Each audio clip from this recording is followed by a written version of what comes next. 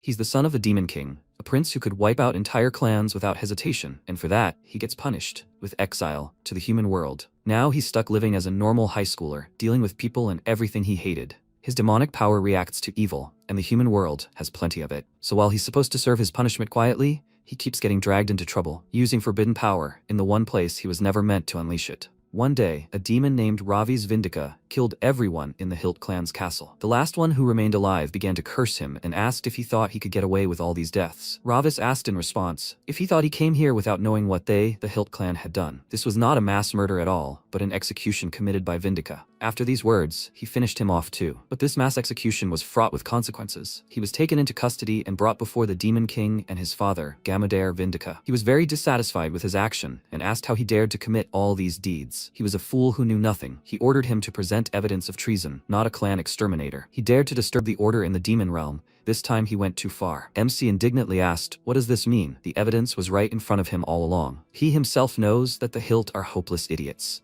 Because of those old idiots who cling to the Hilt line, he couldn't punish them. How many crimes have they committed and not turned a blind eye to it? The demons glared at him, and the king said that there are strict procedures governing executions, and his petty judgments have nothing to do with it. He chuckled and said that this is all simply ridiculous. Darkness is consumed by even deeper darkness. Isn't that the law of survival in the demon world? Gamadair remained silent, glaring at him sternly, and he excitedly exclaimed, "How can Vindika be called the ruler of the demon realm if he can't absorb the darkness, clear as day?" He knows that order in the demon world now depends on the nobility. His father, disappointed, said that being so narrow-minded was truly foolish. Ravis said that the Vindika line would only survive if the Hilt line was exterminated, since they would commit any crime to ultimately seize the throne. Wasn't that why he sent him as an investigator, instead of those who cowardly hide behind the Hilt line and ignore order? His father remained silent again, then let out a heavy sigh and said that it was useless to talk to him. The decision on his punishment had already been made in conjunction with the 12 Black Thrones. He raised his voice and announced his sentence. For violating the laws of the demon world and slaughtering the Hilt line, he would be banished to the human world. His eyes widened at this,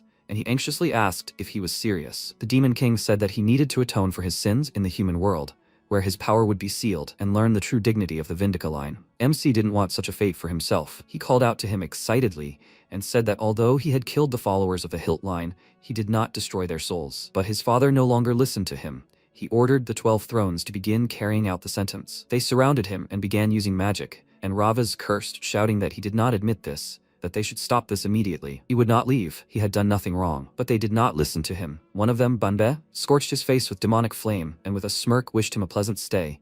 He would look after this place. MC cursed in rage and then screamed loudly, and the flames engulfed his entire body. And so Ravi's Vindika was sentenced to exile in the human world. The rules of the human world: live the life of the body in which you are imprisoned. Do not take your own life before the allotted time, and do not kill people. In case of breaking the rules, the soul will be destroyed. After this, MC woke up in someone else's body. He jumped out of bed and screamed loudly, but there was no more pain. He caught his breath and looked at his trembling hands and realized that he really was here after all. He clenched his teeth in irritation and slapped himself in the face, exclaiming that he couldn't believe that he had actually ended up in the human world. Banbei, that idiot, as soon as he returned, the first thing he would do was rip out his horn. And then he felt weak and wondered why this man's whole body ached. After that, he stood up and, looking at these hands again, wondered if he was really trapped in this weak body. These idiots from the Hilt clan, they were of no use until the very end. It was hard for him to even breathe here. Is there a source of sulfur nearby? The door to the room creaked open. The sister of the previous owner of this body came in to check out what all the noise was about. Seeing him standing in the middle of the room, she excitedly called out to him with tears in her eyes and asked if he had finally woken up. She immediately threw herself into his arms and said that she was so happy she thought he would never wake up again. Ravis looked at her in bewilderment and thought, who the hell is this? Is she a relative of the body's previous owner? Her mother, Seojuhi, came in. She called him Minho, that is the boy's name,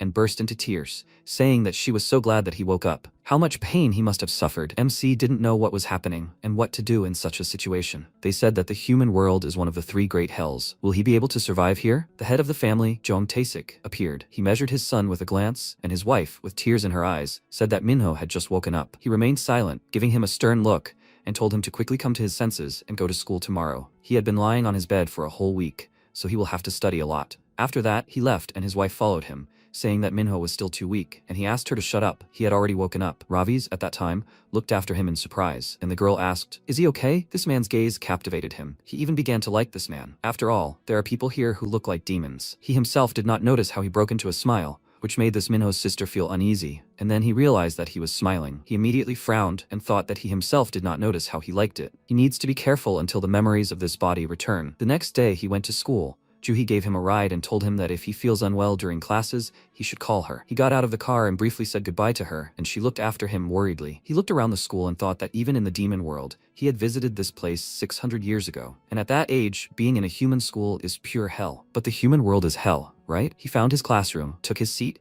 and thought that humans can't live even 100 years. He will behave quietly to avoid soul annihilation. He defeated the Hilt clan and bought himself some time, so he only had to return to the demon world and inherit his father's throne before the royal house of Vindica seemed to be in danger. His two classmates walked behind him. One of them, Teo, noted with surprise that they hadn't seen each other for a long time, and he turned to them with a frown. This guy put a hand on his shoulder and asked with a smirk, did he bring the fees that had accumulated during his absence? Because of his action, his body shrank in on itself, which he certainly didn't expect, and then Minho's memories came flooding back. He saw how they had been mocking him all this time, beating him and laughing. And he, the poor thing, had endured the beatings and cried. Now he knew the reason why his whole body ached. It was all because of those idiots. Toe hit him on the back of the head and said that he had shrunk so much. They were friends, after all, and he had become even more pathetic. Continuing to slap him on the head, he took out his phone and said that they hadn't seen each other in a long time, so he should say hello properly and quickly pay the contribution as a sign of their friendship. MC was shocked. It was hard for him to comprehend that he was being hit right now. At the demon school, during class, they were taught what a human is,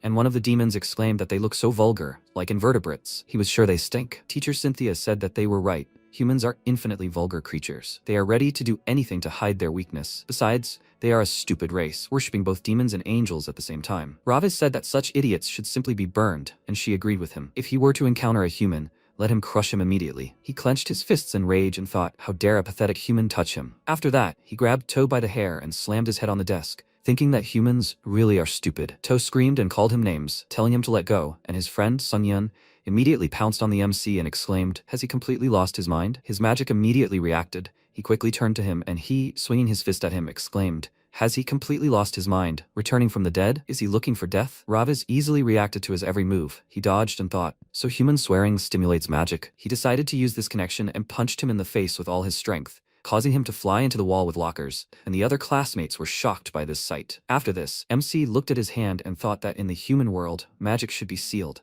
but now it reacts to aggression, even in a human body. One of his classmates, Shion, called out to him worriedly, and wondered if this was really the Minho he knew. The guy he'd slammed into the desk grabbed a chair and pounced on it in revenge, and then the boy warned the MC of the danger. He immediately turned around and kicked him in the chest with all his might, knocking him out of breath. He cursed through heavy breaths, and Ravis said that they say people become rude to hide their weakness. He thinks insults make him stronger? He pulled his leg back, hit him hard in the lower jaw, and thought that the source of the human abuse and swearing was his mother. After such a blow, the bully lay unconscious on the floor, as did his friend. Everyone was shocked that Minho had defeated Teo and Sungyuk, and began to quietly discuss what had happened. The MC, meanwhile, smirked and mentally turned to his father, asking if he just needed to be quiet and leave. He called out to his classmates, and with an ominous smile, asked who else wanted to insult him. Let them just try. Everyone was shocked that the quiet and modest Minho was now acting like this, and Shion thought that he didn't know he was so strong. After that, he hesitantly approached him and asked, is he okay? Ravi smiled, and thought that this guy tried to help him earlier. He looks quite suitable to become his servant. He ominously answered him that everything is fine, and in the late afternoon,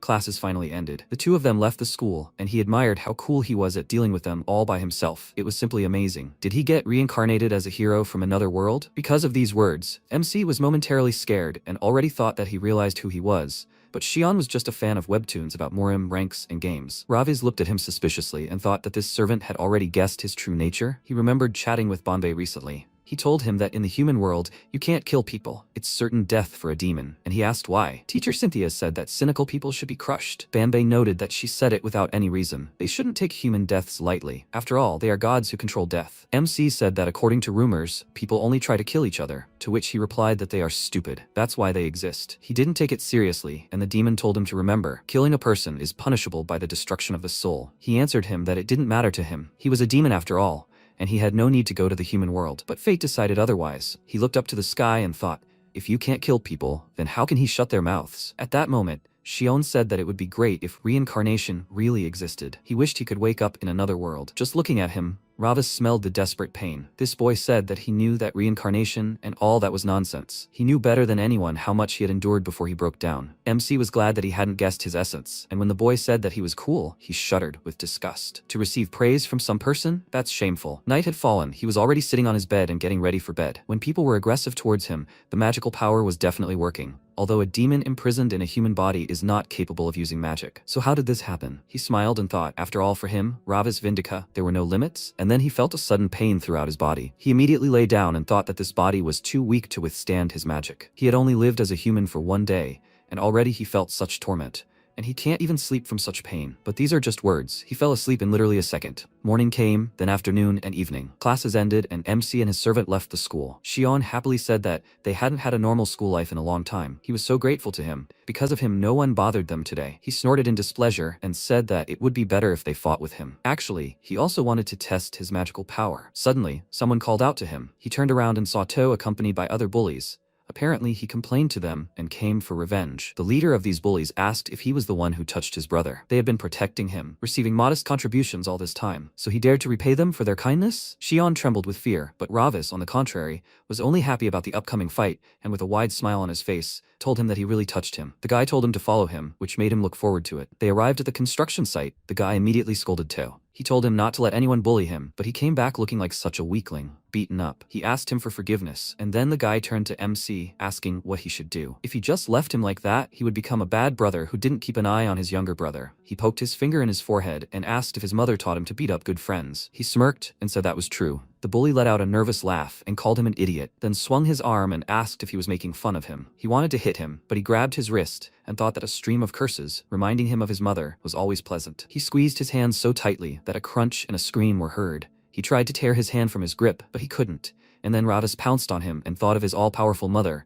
who put poison in people's tongues and struck him in the face. He continued to beat him and thought that violence binds the flesh and poisonous words corrode the soul, so she said, "These pathetic people are so desperately looking for her." To and the others called out to him worriedly, and he asked why they were just standing there. "Let them finish off this idiot quickly," MC asked. Now they decided to attack as a crowd? That's even better. His eyes flashed and he rushed into battle, because the more evil, the more power will accumulate. He landed a single, precise blow to the face of each of the bullies, shocking Shion. After a while, the fight, or rather the beating, finally ended. Ravis, with a heavy sigh, looked up to the sky and spread his arms wide, saying he felt a bit better. His uncle had gifted people with violence while his mother was inventing curse words. Now he understood perfectly well why he had allowed people to commit violence. He stretched his hands to the sky, thanking him, and Shion called out to him worriedly. All this time, a rat had been watching him, and not just any rat, but a demonic one. What the rat saw was transmitted directly to his uncle Varkan, and Banbei said that, as he saw, his task had been carried out flawlessly. The demon was very pleased with his sweet nephew. He placed his foot on the lesser demon's head, and said that he seemed to like the gift. Banbei smiled, and thought that he had inserted a stone of demonic blood into his eye, instead of the stone of prohibition. He wondered how long it would last. Varkan laughed and said he was truly surprised to think he'd actually wiped out the entire Hilt clan. Banbei pointed out that Ravis wouldn't rest until he got what he deserved, and Varkan said that no one could break that guy's stubbornness. Even though Gamadare had thrown him out into the human world without a shadow of a doubt, he was so heartless. Banbei said that only forceful subjugation worked with such scum. That was the motto of their great demon king, Gamadare. Varkan smiled and said that only those whose sins were too great, even for the demon world, were sent to the human world. Ravis would have a hard time there. And when did that brat manage to grow up and do such mischief? Banbei asked if that was why he'd given him the bloodstone. He spread his hands over the bowl and said that everything was ready to observe the sinner in the human world. Varkan smiled and told him to show them to him, after which the demon extended his hands forward, filling the bowl with energy containing various demons, and said that since Ravis had descended among the people, he would have to face them one way or another. Varkan rose, began to gather this energy into a sphere, and thought about his nephew, in great anticipation of when he would experience true darkness. Time passed. MC and his servant were already sitting in some restaurant, and while they ate spicy tteokbokki, Shion, in admiration, constantly asked him how it all happened. He even beat up To's brother. It was awesome, like in a movie. Ravis laughed and asked, "Is this the taste of hellfire? It's just nonsense." Shion felt uneasy. He asked, "Then why is he crying?" He responded by calling him a fool. "It's just sweat from his eyes." Shion said that he had told him to take the beginner's selection, and he stubbornly continued to eat it, because a demon running from hellfire is not a demon. And then his servant's phone rang. The name Jin Jae-hee appeared on the screen, and the guy's face immediately turned pale. The MC asked what was wrong with him. He wouldn't answer the call. Shion immediately stood up and quickly said goodbye to him, citing an urgent matter, but he noticed how his hands were shaking and suspected something was wrong. Soon it went dark. Somewhere in a basement tattoo parlor, a man was being tormented. He screamed in pain, and Jae-hee told him not to move, otherwise he would get hurt. To prevent this, he needed to return the money on time, but now he was only giving her extra work. When she finished, she said with a smile that everything was ready. The ink was very light, and his skin was great. She wrote "thief" on his forehead. Her assistant's voice rang out, telling her that he had brought him. Shion stood next to him, shaking with fear, and Jae-hee asked what was taking him so long. She asked him to come here and look at the one on the couch. She grabbed the boy's face and forced him to bend over the guy, telling him to open his eyes and look closely. Does he know what this means? It's a brand for thieves. This guy didn't return the debt, so he got what he deserved. And what about him? How's their agreement going? Everything is going according to plan, right? Without taking his eyes off the inscription, he answered her in a trembling voice that there were always mistakes, and then she slapped him on the cheek, causing him to fall, and asked if he thought this was all a joke. She picked up the tattoo machine and asked why he still couldn't understand it. The guys grabbed his arms, holding him in place. Then she grabbed his wrist and asked if she should give him a tattoo right on his arm so he would remember this. He fearfully asked her not to do it, and she sternly told him to listen to her carefully. This was his last chance. He doesn't want to end up in that guy's place, does he? So let him do as she said and prepare everything properly. After that, Shion went home, sat down at the computer, and stared at the monitor. His trembling hands hovered over the keyboard, and he thought, should he even finish this? He grabbed his hand, trying to stop the trembling, and thought that if he didn't, it would be bad. Pulling himself together, he got to work. Ravaz at this time was suffering from indigestion. He was lying on the bed and swinging his legs, trying to distract himself from the pain, and thought that now he knew what it was like to have an intolerance to spicy food. His stomach was burning, and his body ached as if it had been run over. It only took him a little fight, and his shoulders were already falling off. He took off his t-shirt and immediately started doing push-ups, thinking that Ravaz Vindika will not give up because of such nonsense. He will fix this piece of trash called a body at all costs. No pain will break his spirit. Morning came. Shion was already at school. He looked at the flash drive in his hand and thought that this app is too dangerous. He remembered Jae-hee's threatening tone and got nervous, thinking about what he should do. And then MC appeared. He called out to him and put his hand on his shoulder, which scared him and even screamed. He asked in confusion why he was so scared. Shion looked up at him and then an idea occurred to him. Maybe he should ask Minho for help, but he immediately put this idea aside. No matter how cool Minho became, getting involved with Jae-hee is too much for him. He can't let Minho get hurt because of him. While Raviz was trying to figure out what he was thinking, a strange girl named Sunghae passed by, immediately catching his attention with a very familiar scent. Then she suddenly tripped and fell face down on the floor, as if she had lost consciousness, and Shion ran up to her worriedly. He helped her roll over onto her side, and when he saw her smiling and drooling despite her broken nose, he got scared and immediately pulled away from her. After that, her body began to shake convulsively, and MC thought he felt a demonic aura. But where does this come from in a person? The teacher came running at the noise, asked the girl what was wrong, but she didn't answer him. Then he put her on his back and ran to the infirmary. They passed by Ravi's, and he noticed a tattoo on her arm, the Hilt family crest. Where does this come from on a human body? After that, he decided to check everything out. In the evening, he went to the hospital where Sunghae was taken. He approached her room, and the police girl on duty at the door told him to wait. Is he Sunghae's friend? She needs peace right now, so no visitors. The MC turned to her and looked straight into her eyes, granting her oblivion. The spell worked. Her eyes rolled back and she returned to her place and did not react to him anymore. He opened the door and thought that even with such pathetic crumbs of magic, he could do something like this, even if it was not for long. He entered the room and Sungi, hearing the sound of the door closing, immediately looked up at him with displeasure and asked, "Who is he?" He asked in response, "Who is she?" She did not understand what he was talking about and began to resent him for barging into the room without permission, and he abruptly grabbed her wrist and pulled her towards him. She began to scream that it hurt, but he was now focused only on the mark on her hand. He asked how such a lowly person could dare wear the Hilt family crest. She said he was talking complete nonsense, and he threatened her that if she didn't want more serious problems, she should tell him everything. Who was she really? His gaze made her tremble with fear and sweat. She glanced at the horned silhouette behind him and thought, "Is that a demon?" She mumbled, not knowing what to answer, and he ordered her to speak normally, which made her even more nervous, and said that she really didn't know what it was. Jae-hee said that if she wanted to join their gang, she needed to get this tattoo. She promised her that she would also give her diet pills. Ravi's thought that he had definitely encountered the faint scent emanating from this girl before in the demon world. As children, he and Banbei entered the tower and began to descend. Banbei nervously asked where he was going. "You can't come here. It's a restricted area." MC looked at him and called him a coward with a smirk, which made him angry and exclaimed that he wasn't scared. He just didn't want to get punished. Ravis casually put his hands behind his head and told him to go back then. Banbei hesitated and said that he didn't want that either. Who knows what he'll do again if left alone. After that, he looked back and wondered how much longer they had to walk. They went all the way down and walked forward along the corridor. After a few minutes of silence, Banbei called out to him and asked if he knew. He answered that he had no idea. If he told him, he would find out. The boy cleared his throat and said that since they were in such darkness, he remembered a story about those whose eyes surpassed any racial limitations. They say that they can lose their sight in two ways. They either go blind from too bright a light, or their eyes atrophy in complete darkness because there is nothing to see, like here for example. Suddenly, the MC hissed, asking him to be quiet. He stopped at the entrance to a spacious hall and said that there was something there. Right in the middle of the hall lay someone's body, strewn with flowers. Banbei became scared and asked, "What the hell is that?" Ravas boldly went forward, offering him to take a closer look, and he worriedly said that it was dangerous. But despite this, he followed his friend and they saw the body. Banbei fearfully asked, "Isn't that Jeremy Hilt?" MC noted that, judging by his condition, this idiot was already dead. His attention was drawn to the flowers. They were growing right out of his body. He decided to pick one, and Banbei worriedly told him not to touch it, but it was too late. He pulled the flower out by the roots and immediately smelled a terrible stench, and Banbei hid behind his back in fear, and seeing how the roots of this flower were shaking as if alive, said that this couldn't be. These are devouring flowers. At the moment, Ravis could smell those flowers from that girl. Sunghai was shaking with fear, asking for help, and the MC looked out the window. There was a bat hanging on a tree branch, watching him, and the owner of it thought that they would meet soon. He would be waiting for it. After that, Ravis went to the tattoo parlor. He stopped at the entrance and thought,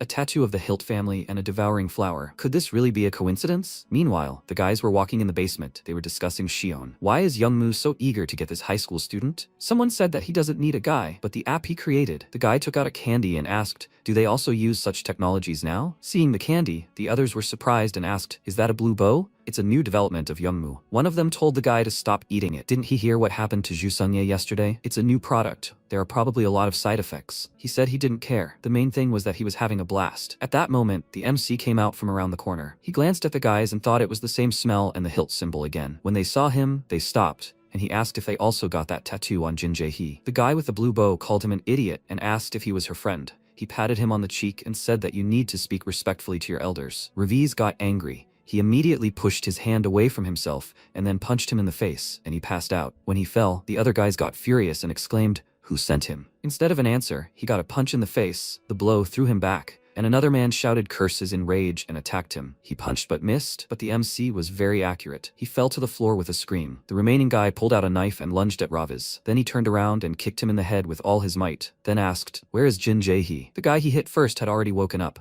He got up and said he would kill him, but he looked like a rabid beast, his eyes bulging and drooling down his chin. He was surprised and wondered if the demonic energy had gotten stronger. The guy pounced on him, and he noticed that even his movements had changed. Did the candy enhance his physical abilities? He wanted to step away, but tripped over someone's leg and fell. And the guy jumped at him like he was mad, and when he swung for a punch, the MC cursed nervously. Meanwhile, Jae-hee came to the boss and told him that the app wasn't ready yet. She was sorry. Her friends said that this time they explained everything clearly to him, so everything would be ready soon. Youngmoo tiredly clutched his head and noted that they said this last time, and they also caught the one stealing the blue bows. The naked guy sitting next to Jae-hee, as a sign of humiliation, exclaimed that it was his fault. He began to beg him for mercy, for one more chance. He would not make another mistake. Youngmoo silently looked at the blue flowers in the vase, took them out, and approached the thief. He looked up at him with a frightened look and asked for mercy, and seeing what he was about to do, he shook his head hysterically and screamed, begging him not to do it. Youngmoo swung his arm and pierced his eye socket with the sharp stem of the flowers, and he fell silent. A tear ran down his cheek, and he wheezed softly.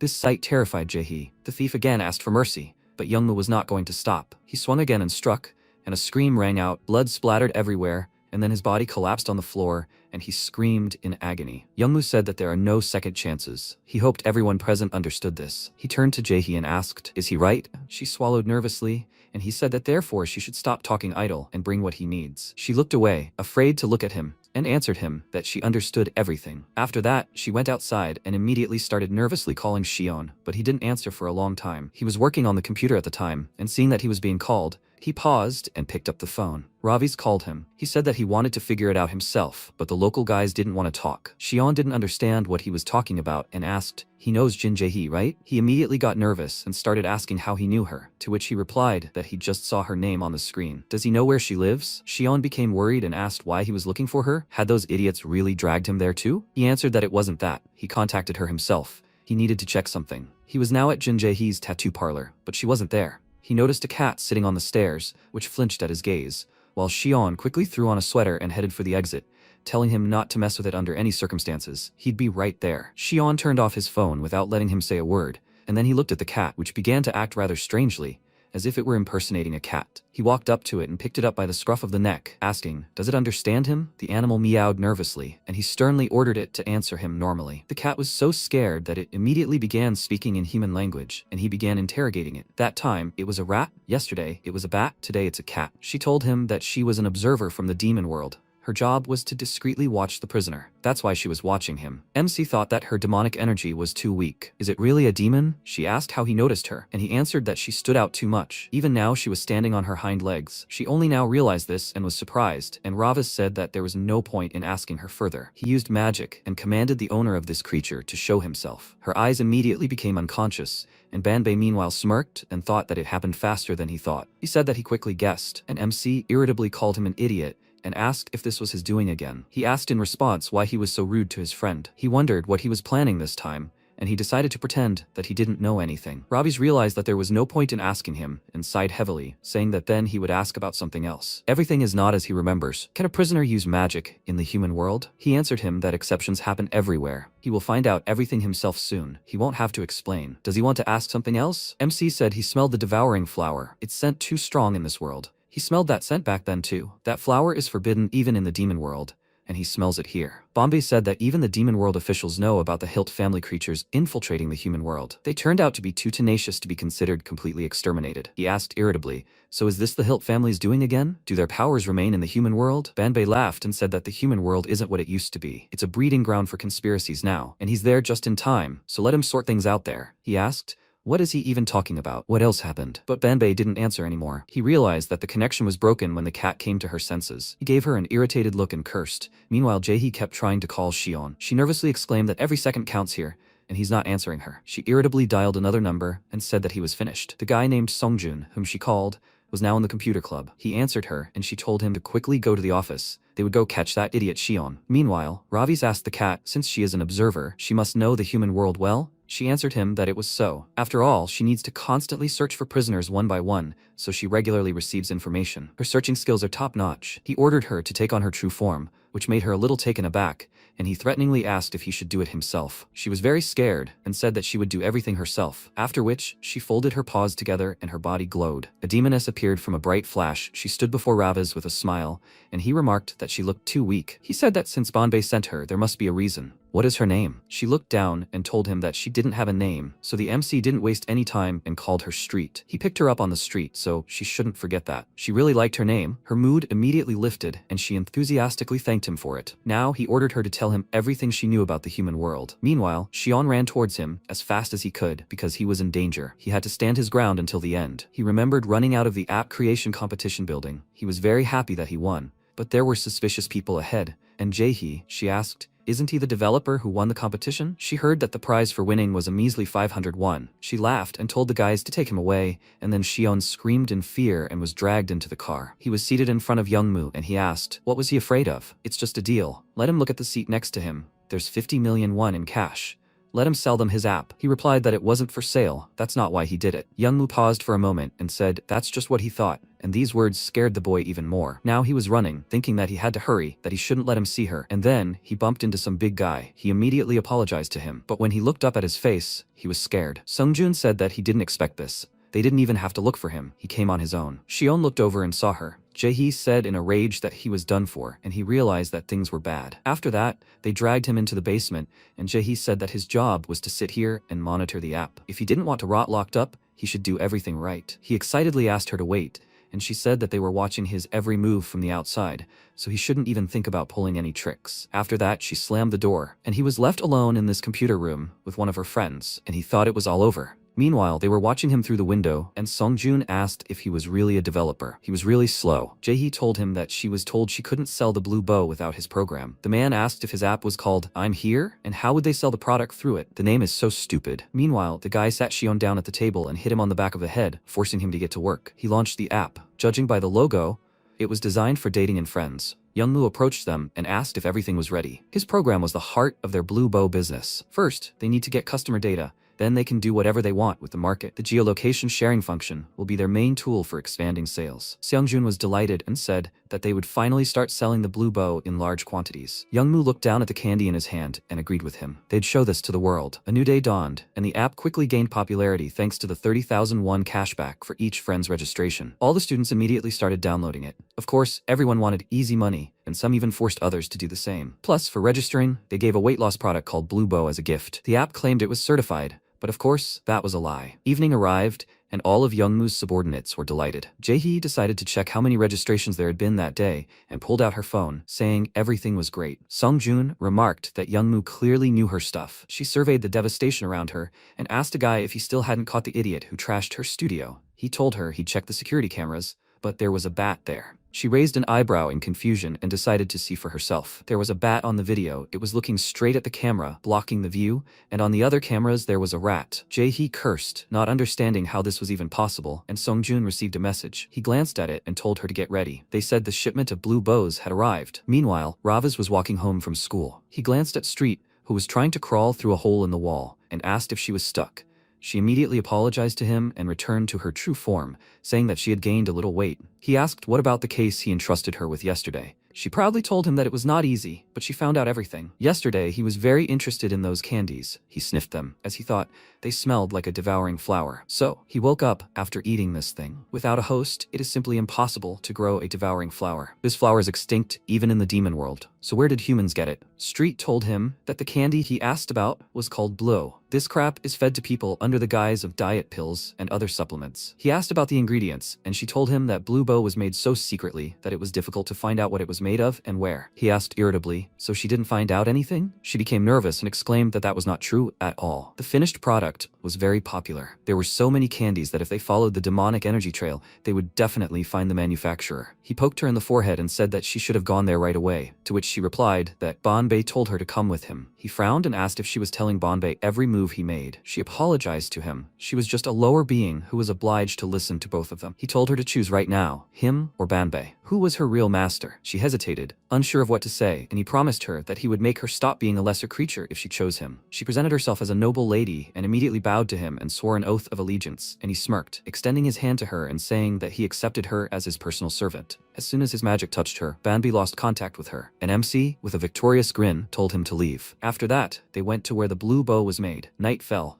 They arrived at the warehouse, and Street said that they were there. The highest concentration of blue bow energy was there. He offered to open one of the containers, but she couldn't, since each one had a chain and a lock, so he decided to rely on brute force. He punched it, breaking the chains, and as soon as they opened the container, they smelled a terrible stench. The container was completely filled with boxes that stank, and Street asked, "Is that all the blue bow?" There were a bunch of other containers like it around them. In the past, he fought with his uncle. Varkan pushed him to the very edge of a cliff and said that his arrogant and completely obnoxious nephew was still such a weakling. Ravis responded by calling him a vile uncle, and he said that if he didn't want to be a good boy, then he should just die. He punched him, and he immediately blocked and held the blow, and his uncle smirked. After that, MC was thrown several meters beyond the cliff. As he fell into the abyss, he shouted curses at his uncle, and he laughed at him and asked, "Is this how he plans to die?" After that, he followed him. After a while, Ravis landed, kicking his legs, trying to cope with the pain in his back, and then Varkan landed next to him and mockingly asked, "Is he dead?" But he stopped mid-sentence, noticing something. MC followed his gaze and saw a pile of demon bodies devoured by flowers. His uncle sighed heavily and said that now it was clear where they were hiding. Looking at them, Ravas recalled the history of the formation of the human world. Light and darkness separated, thus creating opposites, unable to coexist. Without accepting either side, creatures emerged that grew on their own. A flower bloomed at the dawn of time, where they gathered, cast off celestials, and torn demons. The desire of this flower, which destroys flesh, was the destruction of the world. After that, the two of them burned both the bodies and the flowers. MC said he was sure they'd all burned to the ground back then, and Street added that she'd also heard that the Overlord had combed through the entire demon world and wiped them out. But where were there so many of them? Ravas said that this flower originally appeared in the human world. It's the middle world, where light and darkness mix into a murky cocktail. The human world doesn't belong to either side, but from here, the paths are open anywhere. According to human legends, he'd read that humans exterminated them thousands of years ago, but it turned out that wasn't true. If they appeared in both worlds at the same time, that means someone needs it. Street paused and noticed something, immediately after which a flashlight was shown on them, and they both turned around. The guy said he'd been wondering whose voices he was hearing. Do they even know where they've come from? Taking a closer look at MC, he excitedly called out to Jaehee and said that it was that idiot from the tattoo parlor. Street recognized them. She pointed to the girl and told Raviz that it was Jaehee. At this point, she exclaimed in displeasure, "Who the hell is he? Why did he trash her salon? And how did he even find them?" He asked if she was the one running this mess. She cursed and said that it was her. So what? He asked if she even knew what this thing was made of. She grinned and asked if he was trying to find out their secrets. He sighed and said that it wasn't that he cared. He just felt somehow uneasy leaving things as they were. Jaehee asked the guys if they screwed up this time. They knew what Youngmoo would do to them, right? She took out special rations, blue bows from her pockets. They were very happy and asked if it was really free. She ordered them to eat it silently, and while they were devouring the candies, the MC told Street to hide and keep a low profile. Otherwise, she would get in his way. She immediately ran to the container. Meanwhile, the blue bows began to take effect, and the guys were overcome with rage. Jaehee pointed at Raviz and told them to kill him right now. They dropped the candy wrappers and rushed to attack, and he called them idiots. They were drunk on their own arrogance and didn't even understand what they'd gotten themselves into. He told them to come closer. There was a lot of demonic energy here. A guy with a knife lunged at him. He dodged his blow and struck back, after which another one lunged at him and kicked him. Having dealt with that, he lunged at the other guy, dodged a blow, and hit him in the chin with all his might, then turned around, but the attacker managed to grab him. Raviz couldn't break free, he cursed, and the guy with a beastly cry threw him over himself and knocked him to the ground. Then the biggest guy in their group hit the MC with his knee. Street, meanwhile, was really worried about him, and Jaehee was enjoying the spectacle. The crazy guys laughed and started hitting him all at once. He had to defend himself and thought they were strong. Was it because they ate more of that stuff than last time? He thought of something and turned to the container, punched one of the boxes with his fist, and pulled out a bag of powder from there and swung it, spraying it right in their eyes. They immediately started coughing and choking, and Raviz inhaled the powder and thought that he hated this disgusting stench. But the demonic power, due to the accumulation of evil, reacts even more furiously. When the guys more or less came to their senses, the MC pounced on them with renewed vigor. He knocked one of them to the ground and punched him in the face, then dodged a punch from another idiot and, grabbing his leg, threw him to the ground. He pulled his leg out and kicked his knee, breaking everything, and then the huge guy pounced on him. But Raviz quickly reacted and kicked him, jumped behind him, grabbed his shoulders and, applying even more force, knocked him onto his back. Jaehee was shocked. How did he deal with them alone? Seeing him get up, she flinched, and when she saw his piercing gaze, she became very scared and exclaimed, "What the hell is this?" Meanwhile, the ballet competition had begun. A girl named Yuria began her performance, and her mother, Kang Yinju, was sitting at home and watching it on TV. She said that she was her daughter, and with such talent, she would easily get into the Venus Ballet troupe. Youngmoo and his assistant entered the room. They greeted her like a VIP client, and she indignantly asked, "Who the hell are they? How dare they barge in here? Do they even know whose house this is?" The man put a jar of candy on the table, and Youngmoo said that there was a large order for a blue bow, so they decided to deliver it personally. She looked at the jar in surprise and asked, "Are these the same candies?" Youngmoo asked, "Why are you so worried? They control everything from production to sales, so there's nothing to worry about." She frowned and asked, "Are you sure there won't be any problems?" He smirked and asked, "Is she only asking this now?" She'd already stuffed her daughter full of it and sent her on stage. Hyunju glanced at the TV, where her daughter, under the influence of the candy, was spinning non-stop, performing various tricks. Seeing her speeding up, she became worried. Drooling began to flow, her eyes rolled back in her head, and her body began to tremble. Youngmoo told her mother that she must have rushed things too much. How many candies had she given her? At one point, Yuria became really ill, frozen on one leg, and Hyunju jumped up in excitement and told her daughter to stop, as if she'd hear her. At that moment, her leg twisted, and she immediately collapsed to the floor and didn't move anymore. The audience screamed in fear, and security ran onto the stage. Hyunju burst into tears and began taking her emotions out on Youngmoo, who had said there would be no side effects. He told her that he was talking about cases where the dosage was followed. In any case, her daughter has no hope left now. She will survive only if she feeds her illusions with this. She looked at the jar with fear, and he said that now she cannot live without a blue bow until the very end. She did not let him finish and screamed loudly, clutching her head. "Does he even know how much she put in it?" Youngmoo smiled contentedly, after which his phone rang. It was Jaehee. He answered the video call and asked what she needed. She, looking scared, apologized to him. After which, Raviz interrupted the camera and asked, "So he makes blue bows?" Youngmoo's eyes widened and he asked who he was, and he noted that it really was him. They need to meet. The call ended, and Youngmoo said goodbye to the woman with a gloomily look, saying that they had urgent business. Meanwhile, Street asked why people even eat this crap. The MC answered her that it was because they were stupid and arrogant. They're cocky enough to believe that even if they try, they won't get hooked. They have nothing to believe in, so they cling to such trifles. Street noticed something and pointed behind him, and Jaehee immediately called out to Youngmoo excitedly. He came out of the forest with his men and asked if the tattoo parlor was his doing too. Was he looking for him? Raviz told him he wasn't interested. He was interested in where he got that thing. Could a pathetic little human get something like that? Youngwoo's eyes widened at the word little human, and he wondered if this idiot was really like him. In the past, he lived with a father addicted to all sorts of nasty things, and he got his son hooked on it too. Youngwoo called him out and asked if he was asleep yet. Let him give him some more of that thing. His father didn't respond and he kicked him, causing his body to flip over onto its back, and he saw his lifeless eyes and thought, was he dead or something? He cursed and said that he had died, just like he had been eating this crap all his life. And now that he was dead, where would he get that thing? He started kicking him in a rage, shouting curses, and at one point his father's eyes lit up. Seeing this, he immediately stopped and called out to him in fear. And then his father began to slowly get up and said that he had died. But it wasn't his father, but the one who had taken over his body. The demon asked if his death saddened him. He stared at him in confusion and he said that if that was what he was sad about, then he would bring him back to life. He grinned and exclaimed that he had finally died, so it didn't sadden him one bit. He didn't need that trash, he only needed that thing. The demon said he understood everything, then handed him a flower and told him to feed his father's body to this plant. This way they would make a contract and he would get what he wanted. And if someone betrayed his loyalty and rejected the devouring flower, then let him kill them. The contract would protect him. Youngwoo stared at the flower, then with a wide and maddened smile on his face, he swung it into his father's body. At this moment, Youngwoo asked, is he just a pathetic little human? MC noted that apparently he had some kind of trump card. He confirmed this and said that that creature granted him a new life. Ravi's thought it was obvious. He made a contract with the demon. He flexed his wrist and said that he didn't know what nonsense he believed in, that he was sorry that this happened to both him and that idiot. Youngwoo got angry and asked how dare he insult him. He ordered his men to capture this brat, and Street immediately ran away so as not to interfere with her master. These fights were starting to annoy the MC, and he decided to end it quickly. Meanwhile, Hyunju was taking her daughter to the hospital in an ambulance.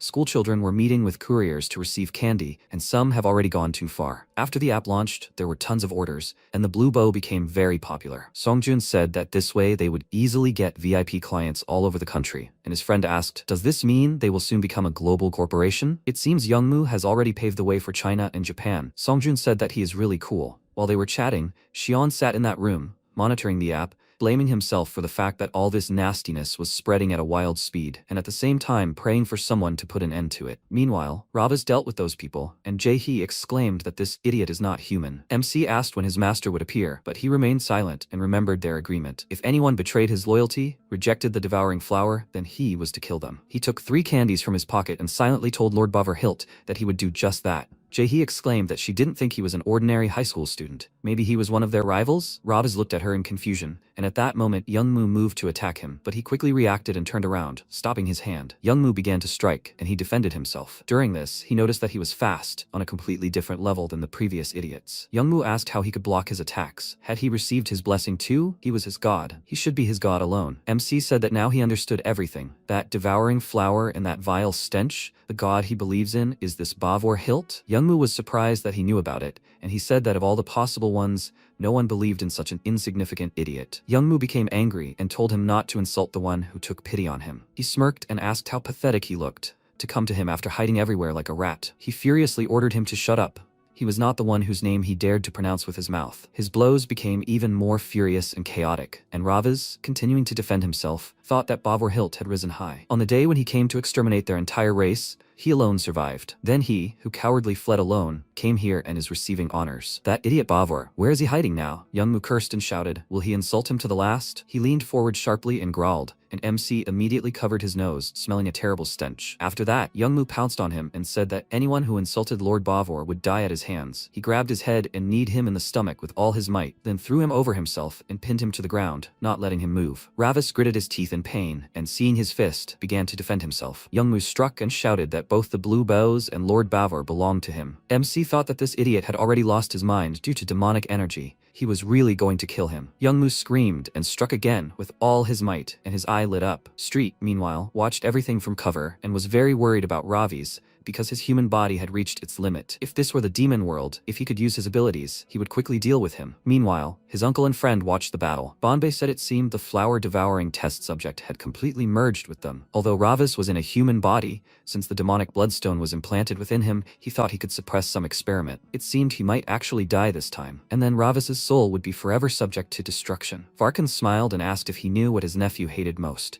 He answered that he hates almost everything, so it's hard for him to choose just one. Ravis has a pretty bad personality, and who did he take after? Varkan said that he understood what he was getting at and he looked away. Then the demon said that Ravis hates dirt. He has mysophobia, he can't stand anything dirty. At this time, MC furiously stopped Youngmu's fist and said that it was so dirty here. The guy didn't understand what he was talking about and he exclaimed that he hated it. This dirty smell emanating from him. He clenched his fist so hard that he pulled his hand back and retreated. Then Ravis got up and thought that even though it was only his left hand, it felt like it belonged to him. He looked up at his opponent. Youngmu was afraid to approach him, and he said that he couldn't continue to touch his dirty body, so he wanted to end it quickly. After these words, he approached the guy and punched him in the face, causing his head to snap back. Youngmu was confused as to where the man got such strength, and Street was overjoyed for her master. MC told him he wasn't human, then punched him again with such force that he was thrown several meters away. Jae-hee screamed in fear, while Youngmu stood up and cursed, asking who he was. Ravis quickly approached him and told him to stop talking with his filthy mouth, then struck him, throwing him into the air. Banbei was surprised by this,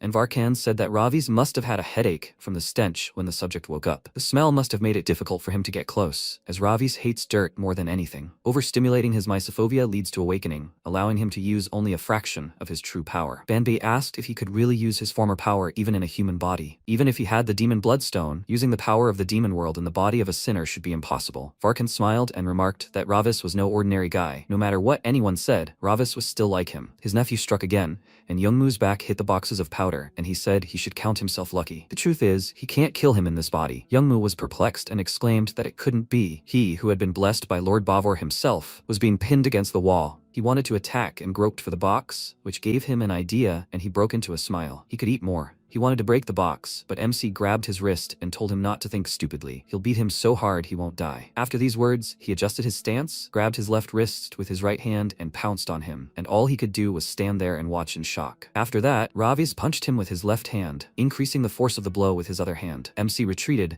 Youngmu's head was stuck in the box, and he no longer moved. With a heavy sigh, MC took a handkerchief from his pocket and covered his nose with it, saying that the stench had finally subsided a little. Meanwhile, Xion was monitoring the app statistics and panicking. He didn't want any of this at all. School is a place where everything is predetermined. Relationships that form in the confined space of a classroom. To survive, to avoid becoming a target, you need to pretend to like someone, pretend to hate them, without having to feign friendship. He only wanted to help find people who genuinely need each other. He didn't create this to sell this crap, so he pulled himself together and, with all his determination, crashed the servers, and there was an immediate reaction. The guys watching him from outside saw the server error. Xion stood up, grabbed a chair, and placed it against the door so they couldn't get in. Seeing this, Songjun told the others to come in and check what he was doing, and the men started banging on the window and door, telling him to open up. Xion returned to the computer to delete the app, while Songjun yelled at his friends. He opened the app, pressed the emergency button, and there was a crash of glass. Songjun smashed the window with a chair and entered the room with the guys. Then one of them punched the boy in the face and yelled in rage, "What is he doing?" While he was beating him, the guys approached the computer and said that this idiot definitely crashed the server. Songjun, in a panic, told him to stop the process immediately. If Youngmu came, he would kill them all. The guy got nervous. He didn't know what to press for this. Meanwhile, Xion thought that he needed to hold out until the app was deleted, no matter what. He grabbed a shard of glass from the floor and slashed the man's leg with it, then quickly got up and ran to the other end of the room, grabbed a fire extinguisher and turned to them, shouting that it was his app. After that, he sprayed the fire extinguisher and dust filled the entire room, blocking their view, thus buying Xion time, and the app was deleted. He was distracted for a second, looking at the monitor, and then Songjun pounced on him and grabbed him by the neck, threw him to the floor in a rage, and told the others to grab something to tie this idiot up with. They coughed from the dust and were unable to do anything, and Songjun began to choke the boy. He, digging his fingers into his arm, wondered, is this all he can do? Is this his limit? The guy cursed, and then suddenly a voice behind him asked, how dare he touch his servant? He turned around in fear and Ravis grabbed him, and then a scream was heard, and the two guys turned towards the sound and worriedly called out to their friend. When the dust settled a little, they saw the schoolboy grabbing him by the hair and hitting him, and immediately rushed to his aid. MC ran towards them. He hit one of them in the face, and then the other, knocked them both to the floor, and then asked where they were going to get to his only servant. He would rather die than give up what was his. Xion looked up at him and remembered how he told him about his app. Here, on the bulletin board, like-minded people gather and communicate. If they live nearby, you can share locations, even create study groups. Minho, surprised, said that it was amazing. And he created this? He pointed to the red button and asked, what is this? Xion looked away and said with a guilty expression that the last time he was dragged away by To's gang, he couldn't help him, and he felt sorry. To be honest, he couldn't find where they took him then. That's why he created this feature. If you press this button, only selected friends will see the location. And if this happens again, he should just press this, and then he will come to the rescue at any cost. He will report it to the police, or gather friends like them. Minho smiled sadly and thanked him, saying that he will definitely download the app. Now he was looking at him with tears in his eyes, and he showed him the app and asked, "Wasn't it he who sent him?" Shion asked. So he received its signal. Looking at his app, he burst into tears and thanked him for his help. Meanwhile, Street was waiting for them outside and holding Jaehee back, or rather, trying to. Jaehee kept struggling, and she irritably told her to just stand still. When Lord Ravis came out of the basement, she was distracted, and Jaehee managed to escape from her grip. Street immediately rushed after her, but the MC told her to leave her alone. He didn't need her anymore. He looked up at the sky and thought that the devouring flowers he found had been destroyed. Meanwhile, the warehouse was engulfed in flames, and police and firefighters arrived and began urgently putting out the fire. One of the police officers, Park Jung-gun, looked around, trying to figure out what was going on, and saw beaten people lying by the trees. Meanwhile, Ravis was heading home. Minho followed him, a little confused by this unusual girl walking alongside them. At that moment, the MC realized that Banbei and his uncle were using him. He would get revenge on them for this when he returned. Shion asked, "Are you sure you don't need to go to the hospital?" MC replied, "Yes, he's lazy." Shion smiled and thanked Minho. He pressed SOS just in case, but he didn't expect him to come. Ravis asked, "What?" He meant that. Actually, it was an accident. Street grabbed his mouth and laughed out loud. She whispered, "Are you really saying it was an accident, Mr. Ravis?" A while ago, a voice was heard on the street. "This is the road to their lair, right? If not, she'll end up like her buddies." Jaehee replied, "Is he doing this because I'm Shion as his friend? That's why he went so far?" Ravis asked, "What? They captured him, Shion? That's why he didn't show up at school." Jaehee screamed, "What? If not for his friend, then why at all?" MC looked at his phone screen and saw a signal on the side. Street whispered, "You can't honestly say it was an accident. That's not how you build human relationships. He's not planning on returning to the demon world anytime soon. This boy is now looking at Lord Ravis as a hero who came to save him." Shion looked at Street and asked, "By the way, who's that with him?" MC asked again, "Her? She's his subordinate. Her name is Street." Shion thought about it. A subordinate? Could it be Minho? He asked him to listen. He wants to ask something, can he? The fact that he suddenly changed so incredibly, and this subordinate is wearing strange clothes. By any chance? He shook with excitement and thought, Minho has definitely joined some kind of gang. He hoped that he wouldn't get involved with bad guys. MC thought, in the future, many will hunt his servant. MC said, yes, it won't be possible to hide it forever. That's right. That's exactly what he thought. He is the son of the great demon king, who descended from the demon world, Ravis Vindica. Shion stared at him in confusion, and asked again, who? MC replied, well, that's it. Now that he found out, he'll have to help him with his business. Shion asked again, the son of the great demon king? What nonsense. He looked at his lap and screamed, what's going on? Street was lying on his legs in the form of a cat and rubbing against him. MC said, Street, let her explain to him. He's been fighting all day and is tired. Street said, yes, now let him listen to her carefully. Shion stared at her in fear and thought, the cat is talking. He lost consciousness. After a while, the guy said, he took everyone. He's leaving for the station first. Youngmu lowered his head and thought, this idiot. He could have killed him. He could have killed him. Detective Cha turned around and asked, who is he? Unauthorized entry. The man in the robe ordered him to be quiet. He pushed the detective to the ground and walked on. Bauer approached the car and said, poor child, how pathetic he looks. Youngmu screamed, Mr. Bauer, he's his. Bauer told him to go, they'll talk. At that moment, Jungin looked at the candy and thought,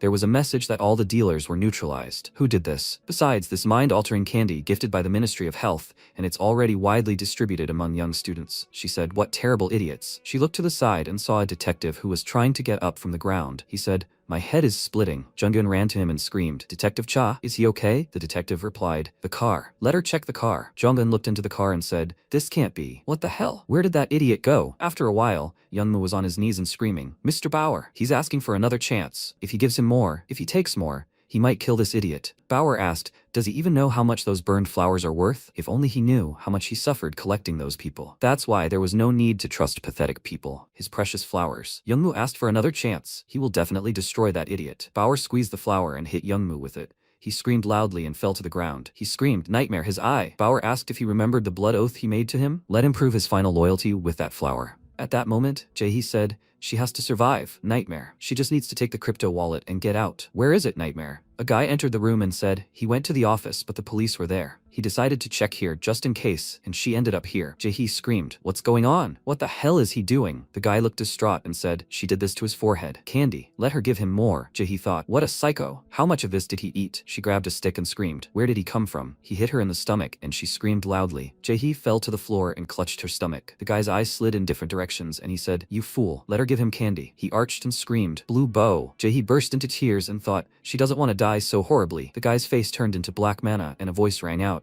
Ravis definitely won't like this. Jae asked, who is he? She asked him to save her. Banbei asked him to forgive her, that he doesn't have the strength for this, and if she is destined to go to hell, she needs to accept it, right? Jae said, a nightmare. Hell, he says? Bambi said, but he will leave her body here. After a while, Ines said, welcome. Her younger brother, Varkan. After sending Ravis to the human world, he seemed to have something in mind. How dare he do this to her son? Varkan smiled and asked, have they found out about him? No, there's no need to worry so much. Ravis is already an adult. She thinks he sent him away empty-handed. He hid the demon bloodstone well in his body. Ines screamed. What? The demon bloodstone? Has he completely lost his mind? Does he want to trumpet to the whole world that the son of the great demon king is in the human world all alone? Varkan asked, sister, maybe it's time for her to trust Ravis? Ines frowned and replied, it's not that she doesn't trust Ravis, she's worried about what's happening in the world, where even the slightest crack can bring everything down in this current unstable world. Varkan folded his arms and said, Ravis is stronger than she thinks, sister. He went into it, warlike in his fighting power. Ines hit him in the head with her fist and screamed, he's an idiot. That's the problem. If Ravis's soul is harmed even a little, they're both dead. Does he understand? Varkan screamed, how old is he? And she's still hitting him in the head. He ordered Banbei to search through all the magic books, but he needs to find a way. How to get rid of all the elder sisters in this world. Ines ordered him to shut up. She doesn't need a crazy brother like him. Banbei asked them to calm down, and Ines grabbed Varkan by the neck. Banbei thought, that idiot Ravis. He managed to survive in such conditions. After a while, Shion said,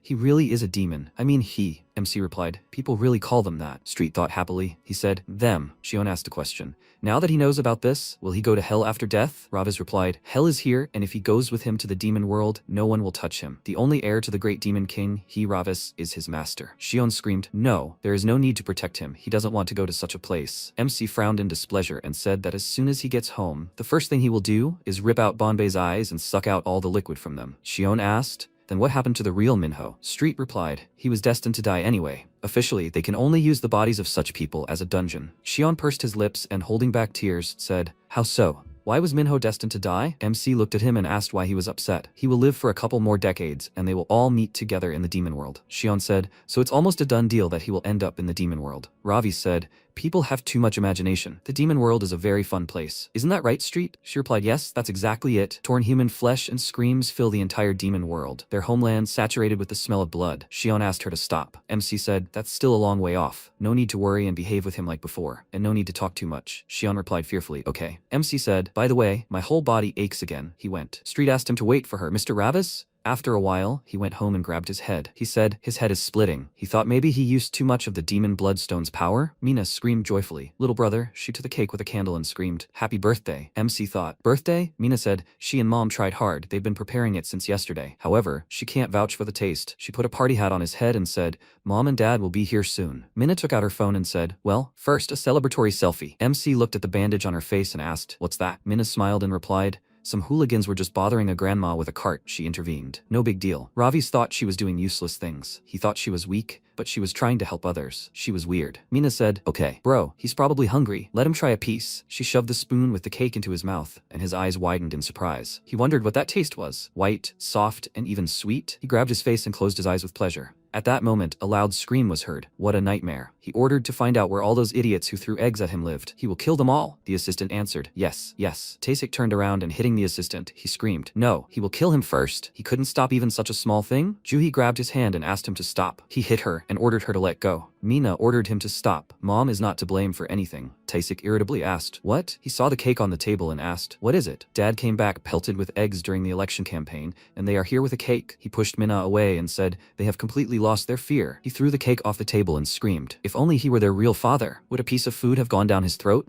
Juhi, with tears in her eyes, begged him to stop. She said, it's Minho's birthday today. What other birthday is there in this situation? MC looked indifferently at Taesik's displeased face, who turned around and shouted, they are terrible idiots. He slammed the door, and MC looked around and thought, it's his cake. He dared to touch it. Juhi burst into tears and asked her to forgive her children. Mina clung to her and said, no, Mom, it's not her fault. MC turned around and thought, this idiot, he's way too arrogant. After a while, Taesik was sitting in the office and shouting loudly, that idiot Youngmoo isn't sending any money and won't get in touch. Where is he even? To take even one photo with Deputy Park, you first have to make an advance payment. Youngmoo, you terrible idiot. The guy nodded and replied, they will do everything in their power to find him, sir. Taesik said that he was already pissed off that he had to bow to such an idiot for the sake of ratings, and these idiots were acting like complete jerks. An assistant ran into the office and shouted, sir, Mina's video is currently breaking the internet. Taisik asked again. What? What other video? The assistant handed him a tablet and told him to look at this. The guy was holding Mina's cheek, and she was screaming.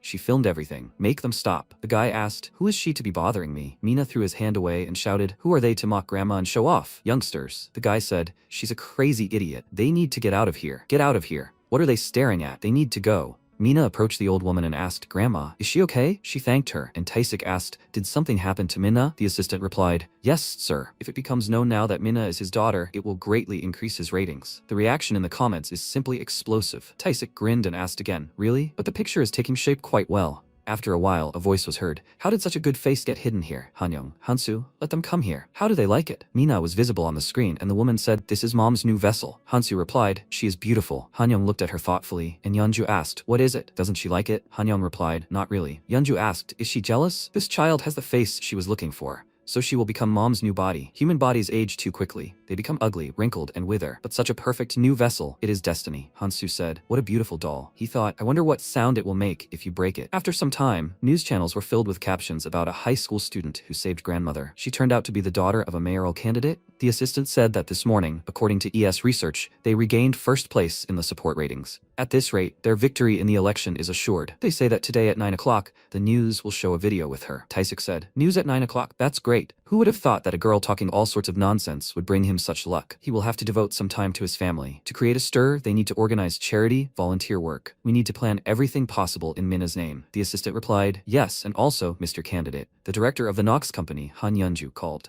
Taisik asked again, Han Yeonju, why do they call from Knox? The assistant replied, they said they became interested after seeing the video with Minha. Taisik asked again, Knox? Minha really turned out to be a treasure. After a while, Shion said, he didn't know. He didn't know that Minho's stepfather was a mayoral candidate. MC asked again, stepfather? Does he know Jong Minho's family well? Shion answered, Minho himself didn't say this, but he only knew that he and Minha got along well. Minho treasured his sister very much. MC raised his head up and said, treasured. His uncle told him to take care of those who were necessary for his power. He remembered Varkan and thought how noisy he was. Ravi stopped with his head raised up. He looked down and asked why she was here again. Street was sticking out of a crack in the building and answered, she'd eaten a little too much these days, that's all. MC asked, are all the entrances to the demon world this tight? What did Banbei say? Street handed him a note and said, Mr. Banbei was not there. But there was a note. It said, this is good work. Maybe he'll catch Bauer too at the same time? He'll send him a small gift, so let him go catch him. Ravis tore the note into little pieces and screamed. He's an idiot. He's thinking of using him? He'll finish him off before Bauer. You idiot Banbei. Street asked Mr. Ravis to calm down. Xion looked at his phone screen, where it said Taisik was the leading candidate. He said, by the way, at this rate, will his father really become mayor? Public opinion is on his side now. MC looked up and asked, will such a person swallow up this entire city? Xion replied, he won't swallow it up, but he'll say so. He'll take control. Ravi said that his greed is reminiscent of Cineris Street. Maybe Jung Taisik is also Cineris, who came to this hellish human world? Xion asked again. Cineris? Street answered. Cinerises are gluttonous demons that live in the demon world. They eat constantly, so even the inhabitants of the demon world hate them. But Mr. Ravis, she rules this district. And Jung Taisik, he is an ordinary person. MC asked again. Really? This is suspicious. If such a person becomes the ruler, then the human world is rotten too. In any case, Street, she needs to eat less. Otherwise, she will also turn into Cineris. Street answered with tears in her eyes. Yes, Mr. Ravis. Xion spoke. Candidate Jung Taisik. It seems he wants to use Minna, and he doesn't like it. MC thought, Jung Minho and Jung Minna. After a while, he returned home and heard a voice. What will happen to Minha now? Yeonju answered. She has outstanding appearance. Having mastered the basics of dance, she will be able to debut soon, and even become the center of the group. Juhi spoke. But Minna is still a schoolgirl, and she never said that she wants to become a celebrity. Taisik looked at her and said, Darling, you don't need to say that in front of the principal. The child has innate talent, and hiding it would be a mistake. He apologized to the director. His wife is a bit timid. The MC approached them, and Juhi looked up at him. Yeonju asked her not to worry. At Knox, they will do everything possible to help her combine studies and work. Today's idols are different from the old ones. They pursue idol activities and still get into the universities they want. Ravis looked at Hansu, who was closely watching Minha, and wondered what kind of guy he was. Taisik opened the folder with the contract and asked, so, does that mean he just needs to sign this contract? Yeonju replied, yes. This is the document that will illuminate Minha's future and his, a contract with the Knox agency. Minha stiffened greatly and continued to sit with her head down. Yeonju noticed the MC and asked, is he Minha's brother? She was glad to meet him. She was the representative of the Knox agency, Han Yeonju. MC looked at her and remained silent, and Taisik cried out in displeasure. Jung Minho, he won't say hello? Yeonju replied, it's fine, Mr. Candidate. Kids these days are all like this. MC thought Minho treasured Minha very much. He remembered Varkan's words. Ravis, he's always on his side. MC screamed, what's this all about? Varkan ordered him to listen carefully. This world is full of enemies who thirst for the ruler's power. but he is the heir who must continue the will of this world's ruler, Gamadar's brother. He bears a huge responsibility, so he must be able to rally his people around him. Ravas replied discontentedly, he can handle it just fine alone. Barkan laughed loudly and said, let him talk like that now, but one day he will meet those to whom his heart will involuntarily reach out, and then he himself will not notice how he has changed. Ravas replied he hates such difficult conversations. He suggested practicing instead. Farkan laughed joyfully and said, he's just like him, nephew. The MC then placed his hand on his sister's shoulder and said, Jong Mina, does she really want this? Mina looked up at him and asked, brother? Ravi said, if she's forcing herself, then let her speak up. He'll sort it out. Mina lowered her head again and recalled memories from her life. Tasik hit her mother and screamed, what? She's leaving? Ungrateful. He took her in. No matter how much she kicks, she won't take the children. He grabbed her by the hair and continued screaming. She knows they're on his family register, right? Juhi asked him to let them go, and he shouted, well, let her try to leave. They'll see how she can live without a penny. Mina stepped forward and shouted, they have what Grandpa left. It's not his uncle. Taisik said irritably, she's talking nonsense again, just like her mother. She's never smelled life. He squeezed Juhi's face and asked, does she know what's most important to survive in this world? Never let go of what's in her hands. Let her remember this well. His daughter, Mina. Currently, Mina answered, yes, she's doing this because she wants to. She wants to try. But she has a condition. If she earns money, she wants it to be in her name. She frowned and thought, she will definitely free her mother and brother from this devil. Tasik asked again, what? A condition? Mina, that goes without saying. After all, this is the result of her efforts. Yeonju said, okay, then maybe they should sign the contract right away. Tasik asked the director to take care of their Mina. She is more important to him than his own life. Juhi asked, Mina, is she sure? She smiled and replied, yes, mom. Let her just believe in her. And thank you for your concern, brother. He looked back at her silently. After some time in the car, Yeonju said, the more she looks, the more perfect she is. Her new vessel, her appearance, her gaze, and even her innocence, so rare in their days. She likes everything about her. Hansu said, but this Jong Minho, he seemed unusual. Yeonju asked, Hanyoung, what does she think? She answered, Minna's brother has a special aura. She thinks he's not human. Yeonju chuckled and asked, if their Hanyoung thinks that, then maybe he's a stalker from the demon world? Hansu asked, Mom, if it's a follower, maybe he should deal with him? Yeonju replied, no, it's too early. Rash actions can cause big problems. While they watch. The main thing now is Minna. Hansu grabbed his head and screamed heart-rendingly, that idiot's look. He wants to tear him to pieces. Yeonju told him to have patience. The moonless night will come soon. Once she performs the ritual and makes Minna hers, he can do whatever he wants with this Minho. Hansu looked at her and happily asked, really? She promises? Yeonju answered, of course. It's a gift from mom. She promises, son. Hanyoung asked, Mara? What about her? Yeonju's eyes widened in surprise and asked, what? Mara? Hanyoung, let her never say that name again. She is Hanyeonju. No, now she will be reborn as Jongmina. Neither the Great Demon King nor the 12 Black Thrones. No one will stop her. She will not fail this time. After a while, Mina approached the building and exhaled. She thought, she can do it. She went inside and Yeonju asked for everyone's attention. She wants to introduce them to Mina, who has become part of their family from today. Everyone has seen her on social media, right? Mina will be the center of their agency's new group, Zara. The girl frowned and said, Director, how did this happen so suddenly? She's been training for the center position all this time. Yeonju replied, Ha-yeon, she worked hard. Mina will be the center now, so let her help her. She started to leave and wished Mina good luck. Mina replied, yes. As soon as she left the room, Ha-yeon asked with displeasure, is this dad's connections? Mina looked at her questioningly.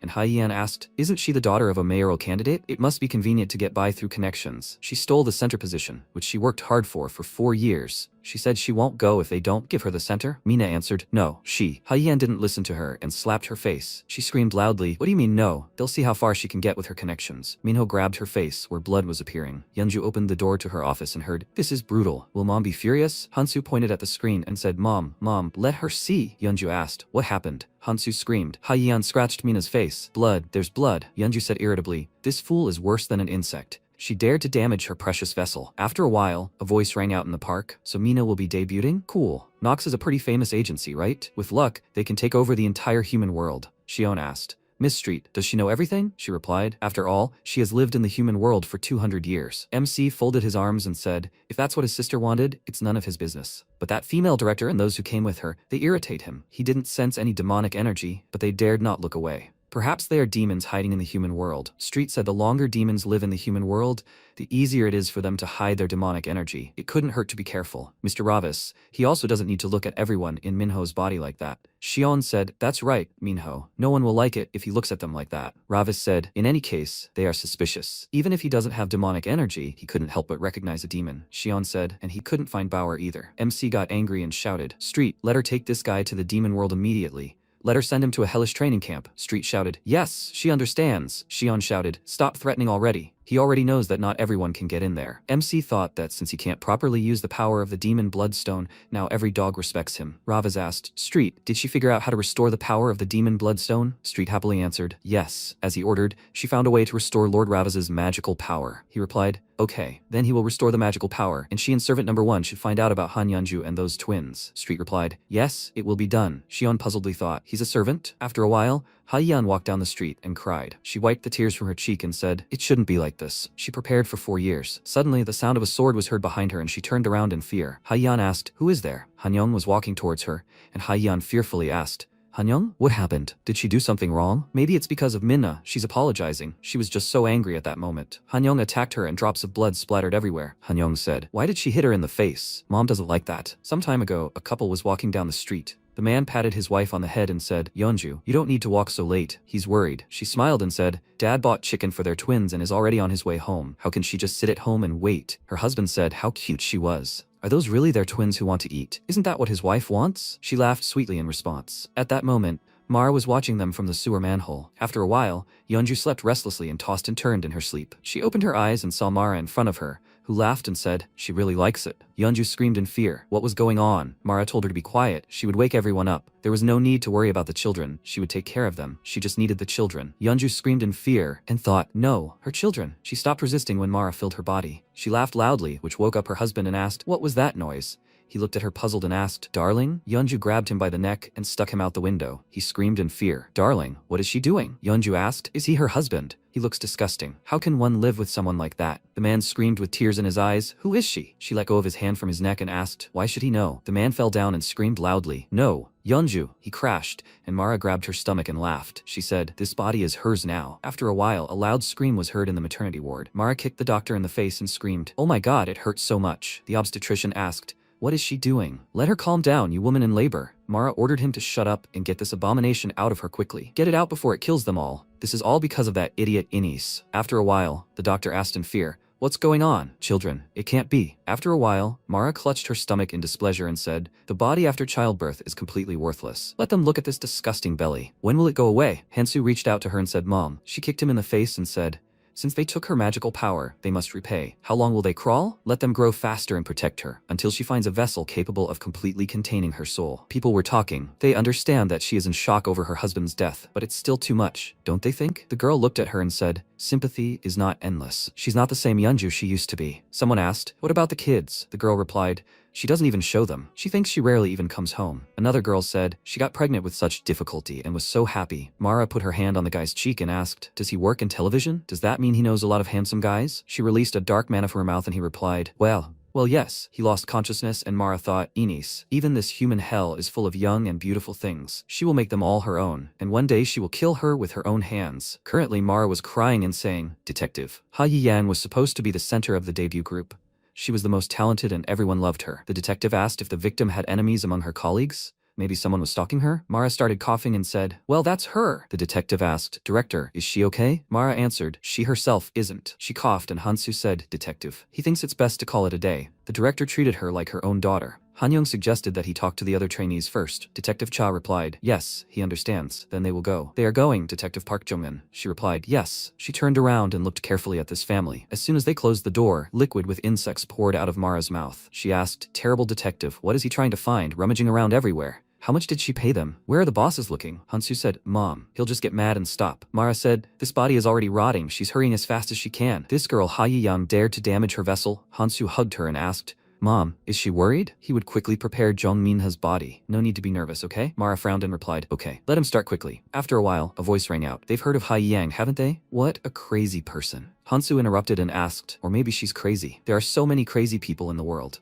To attack a schoolgirl with a knife in the middle of the street. He's worried about their safety, and the atmosphere needs to be improved. They'll be living in a dorm starting tomorrow, so let them prepare before coming. Mina asked again, a dorm, is it necessary? Hansu asked, are there any reasons to refuse? She didn't know that cohabitation for idols is a law. Let them become one, like his body. Mina said, but she thought, if she's not at home, her mom and brother. Han-Young nodded and said, she wants a lot. If she absolutely can't, then she'll be hers. Hansu grabbed her shoulders and told her to calm down. He mentally asked, what? And what would she do? If she leaves even a scratch on her face, mom will kill her. He asked Minna to understand. Hanyong treasured Hayoung very much. She's super sensitive now, so there's no need to anger the ugly girl and obey, okay? The principal probably explained everything to the parents, so let them pack their things and gather here tomorrow, okay? The girls answered, yes. Mina thought about living together. She's already worried because her brother has changed lately. After a while, loud screams were heard from the house. Xian was lifting dumbbells and screaming with effort. Ravi's looked at him and thought, this is what he calls training. His demonic energy is gradually strengthening, but even if he can suppress a person using demonic energy,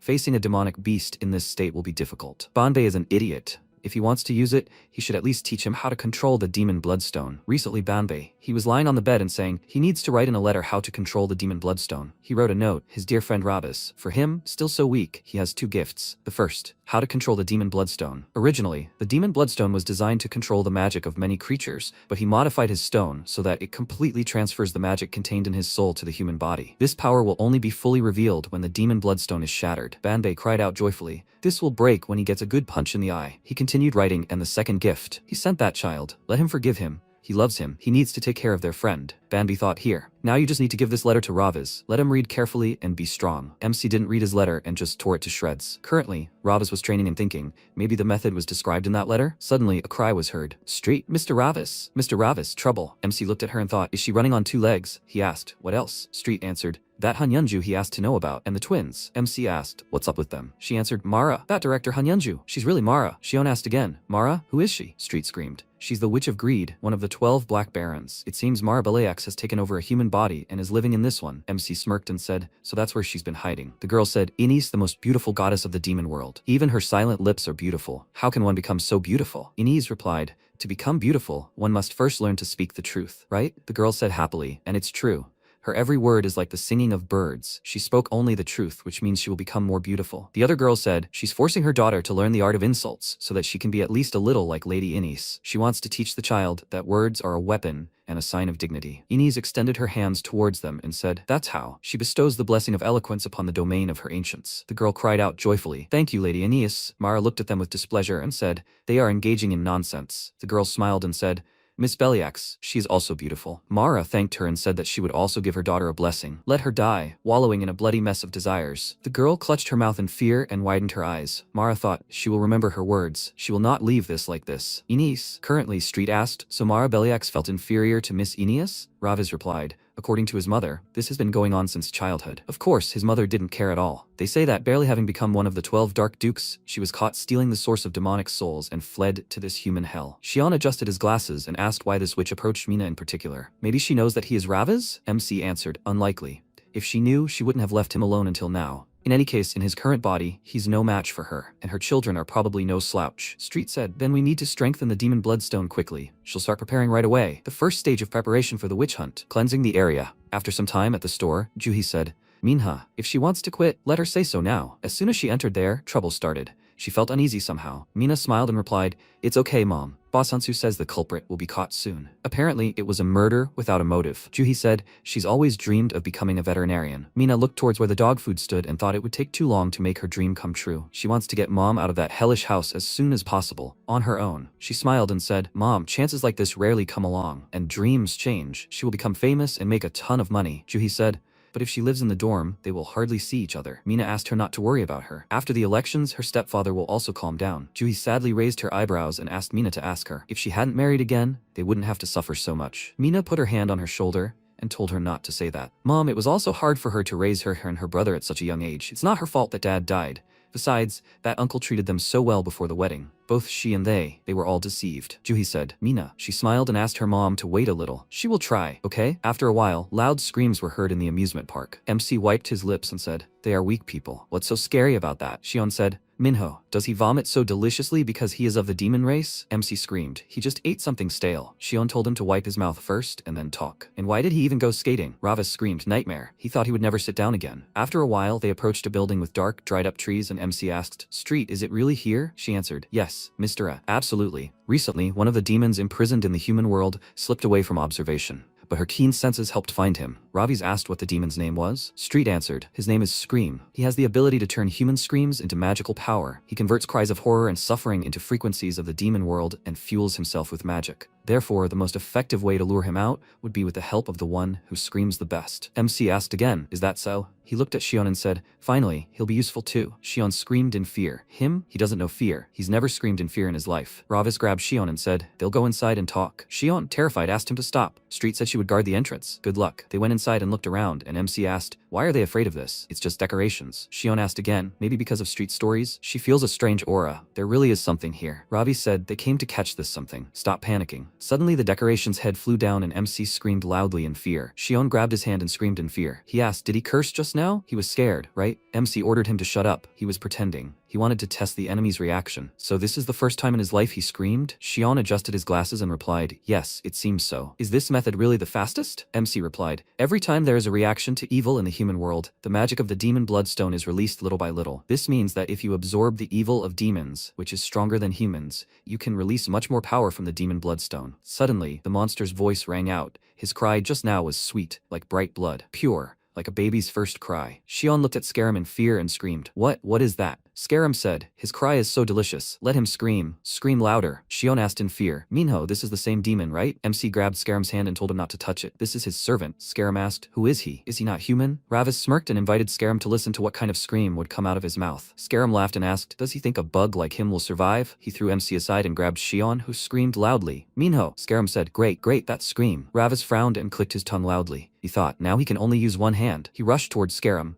who asked where he was going. He pushed him away, and Shion fearfully ordered Minho to watch out. Scarum again released his mana towards Shion and said, yes, let him scream even louder. Ravis screamed, let him shut up. His screams only make him stronger. Shion grabbed his mouth and asked for forgiveness. Scarum laughed and said, those eyes filled with horror. You will make earrings out of this and wear it. MC dodged his attack and clenched his fist, asking, who here in his opinion is scared? He tried to attack, but Scarum laughed and said, look how he flounders with his short arms. How lovely, simply lovely. MC thought, his jump is also no better than that of an ordinary person. With his body, he can't handle even such a demon. Scarum grabbed Ravis, and Shion kept holding his hands to his face to keep from screaming. He thought, Minho. MC tried to get away and screamed, and Scarum said, there, he created this from his friend's scream. This is for him. If he picks out his brains with this, how sweet will that scream be? MC said, this terrible demon, he won't scream. Scarum asked, really? He offered to test? He reached the tip of his finger towards MC and stabbed it into his eye. Shion thought in fear, no. The shards began to crumble to the ground, and Scarum looked at him, puzzled. MC asked again, what the? Did his eyes brighten? Some time ago, Banbei wrote that he modified the demonic bloodstone to freely channel the demonic power contained within his vengeful spirit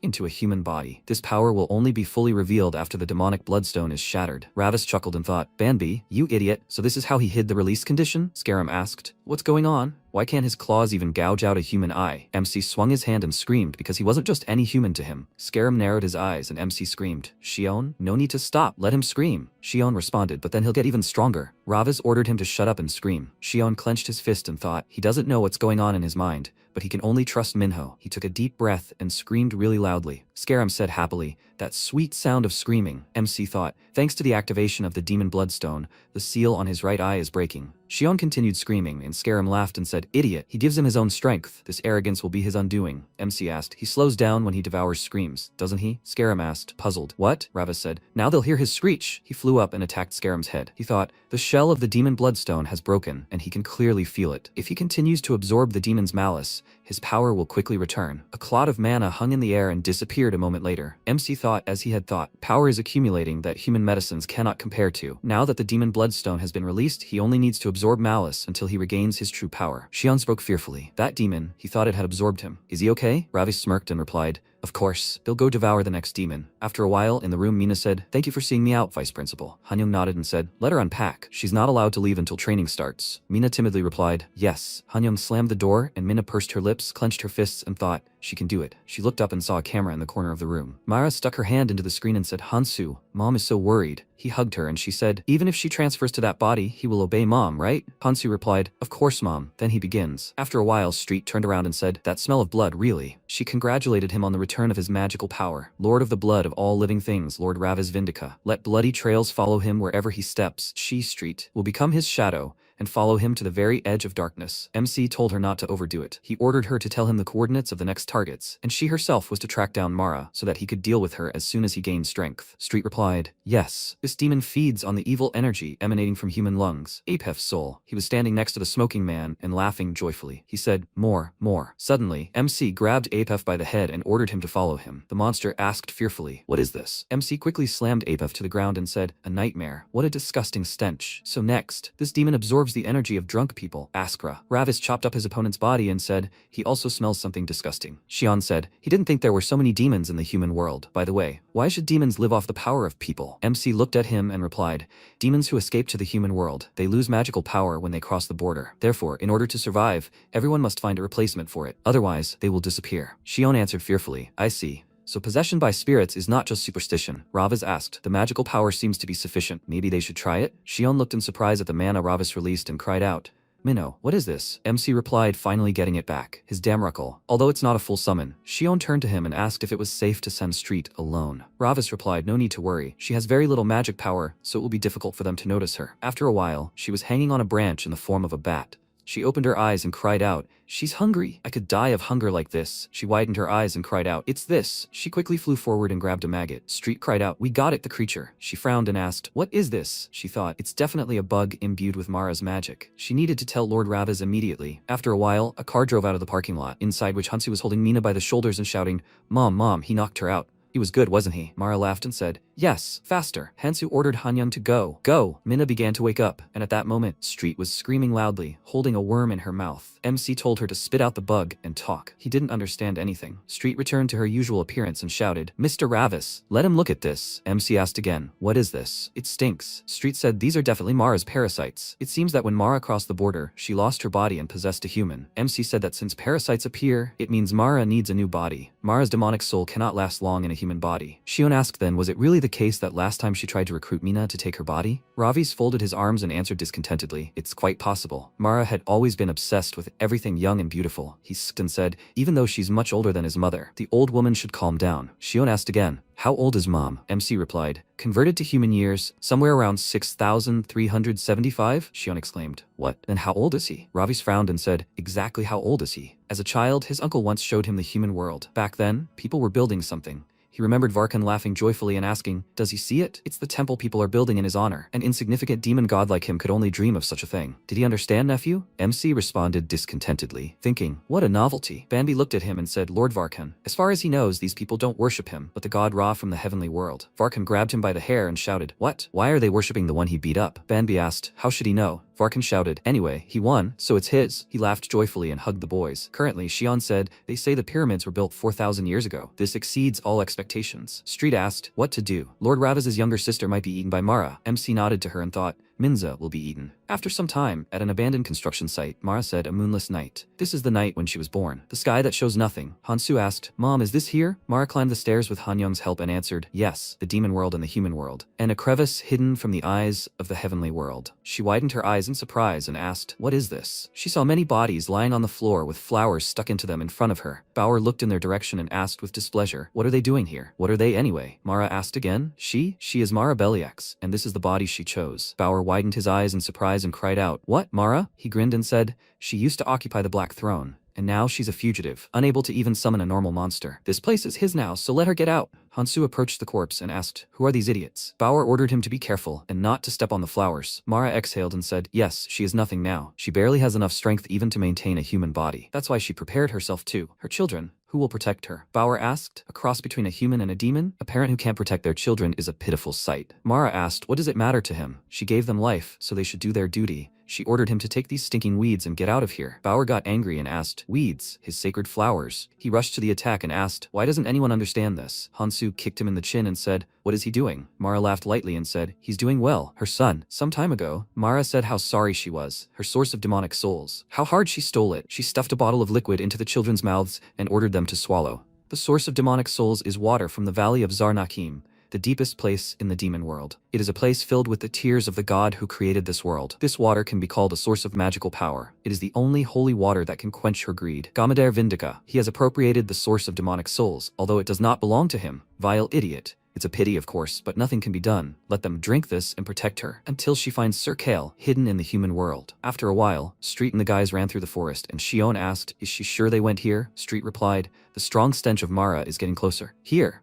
Definitely here." Shion asked, "Is there a building in such a place?" Street sighed and said, "Her nose is useless now." Shion said, "Minho, let him definitely save Minna." He grabbed him by the neck and said, "Okay, they're coming." Shion asked again, "What? Him too?" "He'll only get in the way." Ravas asked again, "Get in the way? He'll make an excellent human shield." Shion asked again, "What? A shield?" Street screamed, "Lord Ravas, she's begging him to destroy Mara." MC told her to come in too. They need a numerical advantage. Street screamed, "Her too?" She thought, why did she have all this wealth and fame? She should have stayed with Lord Banbei. At that moment, Mina was lying on the floor, and a magic seal was appearing beneath her. Mara said contentedly, "Good. Hurry, hurry." Bauer was on his knees, begging the Witch of Greed to spare him. She'll definitely need him if she wants to stay in the human world. Hansu asked his mother to give him to him. He has enough troubles as it is. Let him handle every little thing. Bauer replied, "Yes, yes. Let them order anything. He'll do it." At that moment, a voice rang out. An excellent group had gathered. A scoundrel who betrayed his family, and a fugitive exiled for her greed. And then there are the half-breed twins. The four of them are worth each other. Mara turned around and said, "Him." Hansu asked in surprise. "Mina's brother?" Shion asked fearfully. "Are these corpses real?" MC looked to the side and said, "Youngmu." He wondered where he went, and here he is. Shion. If he hadn't saved him, he would have ended up the same way. So from now on, he needs to listen to him. Does he understand? Shion shook with fear and thought disgusting and creepy. This is it, the true demon world. Bauer asked displeasedly, "Does he know Youngmu? Does that mean he ruined his plans?" Mara said she knew he was more than just a human. Hansu asked, "Can she see? His eyes never fail him." "Mom, does she know who this is?" Street stepped forward and screamed, "It's Lord Ravas Vindika." He slaughtered the Bauer family and was cast down to the human world, the noble and precious only son of the great demon king of the demon world. Mara screamed, "What? Ravas Vindika? Is he that prodigal son of Aeneas?" Bauer screamed, "Ravas Vindika, the executioner who destroyed their kind." He stopped and thought, wait, this is his chance. Now he is not that ruthless killer Ravas, but just a prisoner in a pathetic human body. He will be able to avenge his family with his own hands. Mara screamed, "Aeneas, that terrible fool." She decided to interfere with her, even by sending her son to the human world. MC thought, with his current strength, he can't handle three at once. Bauer could strike him in the back at any moment. He thought, he'll have to deal with that idiot later. He ordered Bauer to leave. Bauer screamed, "He thinks he's still Ravas from the demon world? He'll do it right now with his own hands." MC screamed, "That's enough already. Let him get out of here if he doesn't want to die." Bauer made a frightened sound, and Ravas ordered to tell the demons in the human world that he, Ravas, descended to the human world as the Lord of Blood. Let them sit quietly until he returns, if they don't want to be caught by him or die. Bauer asked, "What?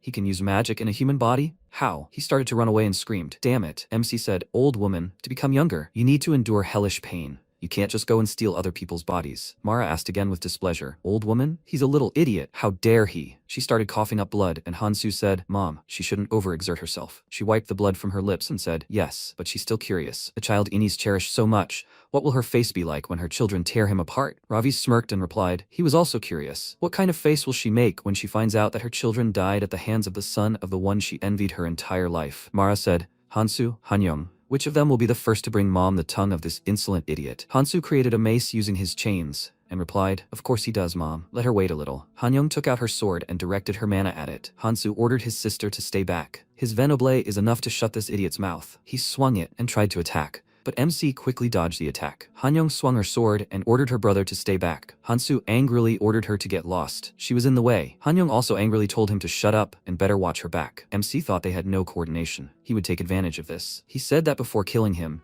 they would rather tear each other's throats out. Hansu cried out in displeasure, "Be careful." She almost hit him. Ravas thought they were interfering with each other's attacks. Hansu was too self-confident and Hanyong was cynical. They were the perfect couple to break them up. He blocked Hanyong's sword and quickly swung his own, causing her to hit it against her brother's weapon. Hansu said irritably, "Horror, her again." Hanyong tsked in displeasure, and MC swung his sword. He thought, even though they are half-breeds, they have a lot of strength. What did Mara do to those twins? Hansu swung his weapon and shouted, "Cool, Hanyong, but he will cut off this idiot's tongue." He attacked MC and Hanyong said, "And she will cut off his head." Okay? MC tried to dodge the attack but was still wounded. Hanyong thought in surprise, did he manage to dodge? Hansu swung his weapon again and shouted, "Ravas, he almost died. Be careful, he must die by his hand." The twins headed towards him together, and Hanyong released mana and ordered him to die. Die. Ravas pushed away and jumped back. He thought he didn't have enough magical energy for both of them. It's stupid, but he'll try to provoke them. He said that, and his older sister is strong. Hansu shouted in displeasure. What? Who's the sister? He was born 18 minutes before her. He'll finish him off. MC thought, so effective? He started swinging his weapon, and Hanyong said in displeasure, "He's a stupid idiot. Why did he even get into close combat?" Hansu ordered her to shut up.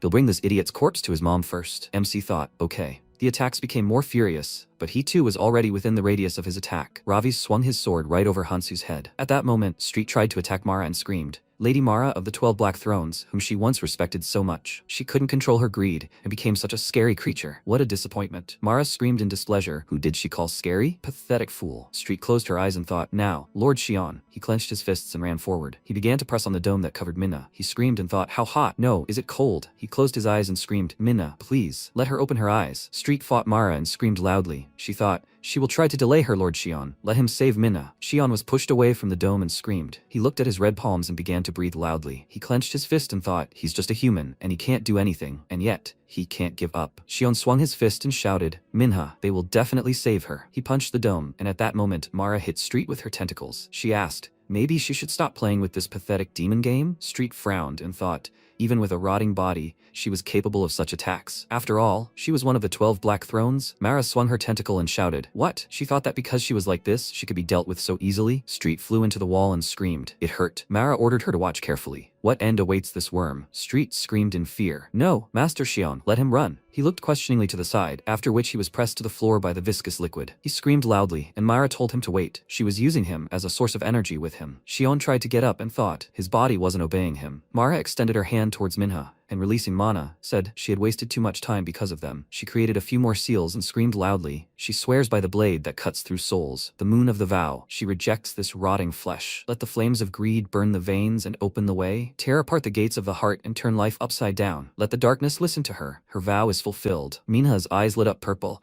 and MC looked at this and screamed, nightmare. He set mana along the sword and began to attack the twins. He rushed forward and Hanyong screamed, stop. Hansu cried out in displeasure, no, he's first. Suddenly, a thin energy thread appeared around him and his body was bound by it. He screamed loudly. What? Tape quickly stuck to his mouth and he fell to the floor, trying to say something. Jaehi put her finger to her lips, showing, be quiet. She looked at him and asked, is it really okay to torture their brother Ravas like this? At that moment, Mara's body moved towards Mina's body. It completely moved into Mina's body, after which Mara laughed loudly. She said, finally she got this perfection. She stood up next to Yeonju's dead body and said, this is a fresh body. She stretched her arms forward and said, this feeling, this is it. She will enjoy this beauty forever. Xion screamed in fear. No. Street screamed, Miss Minha. Hanyong tried to attack the MC and asked, where is he looking? The MC screamed, a nightmare. He frowned and thought, he's too late. Jaehi peeked out from around the corner and said enthusiastically, Rava's brother, those beautiful lips. She said it slightly embarrassedly. His new look is also so incredible. MC put his hand forward and screamed, and the girl clenched her fists and ordered her to come to her senses. Beltia, brother is in danger now, but if she interferes, Rava's brother will see her. Just thinking about it makes her so embarrassed, but she can't just keep admiring. What should she do? Hansu looked at her carefully and tried to crawl out, when suddenly Hanyong saw him and thought, Hansu, who did this to him? MC swung his sword and thought, now. He attacked her and she screamed, Mom, that fool Hansu. Mara looked to the side and asked, Hansu, what's wrong with him? She opened his mouth and he screamed, where did that idiot go? He suddenly jumped out. Mara chuckled and asked, looks like there's a rat here? Hansu asked, Mom, did she succeed? Mara spread her arms wide and asked, how does he like her? Beautiful? Hansu replied, yes, Mom. She doesn't look like herself at all. Xion said, in the end she took over Mina's body. Is it over now? Street screamed, Lord Ravas. There's still a chance. Mrs. Mina's soul did not disappear completely. MC turned around and asked, what? Street screamed, it's a moonless night. On this night, when the moon has disappeared and the boundary between the human and demon worlds is blurred, magic, contracts, and souls are at their most unstable. Until this night is over, Mara's ritual cannot be considered complete. Lady Mina's soul should still be there. Mina suddenly screamed, Brother Minho, the body is moving on its own. Let him save her. Ravis looked in her direction and thought,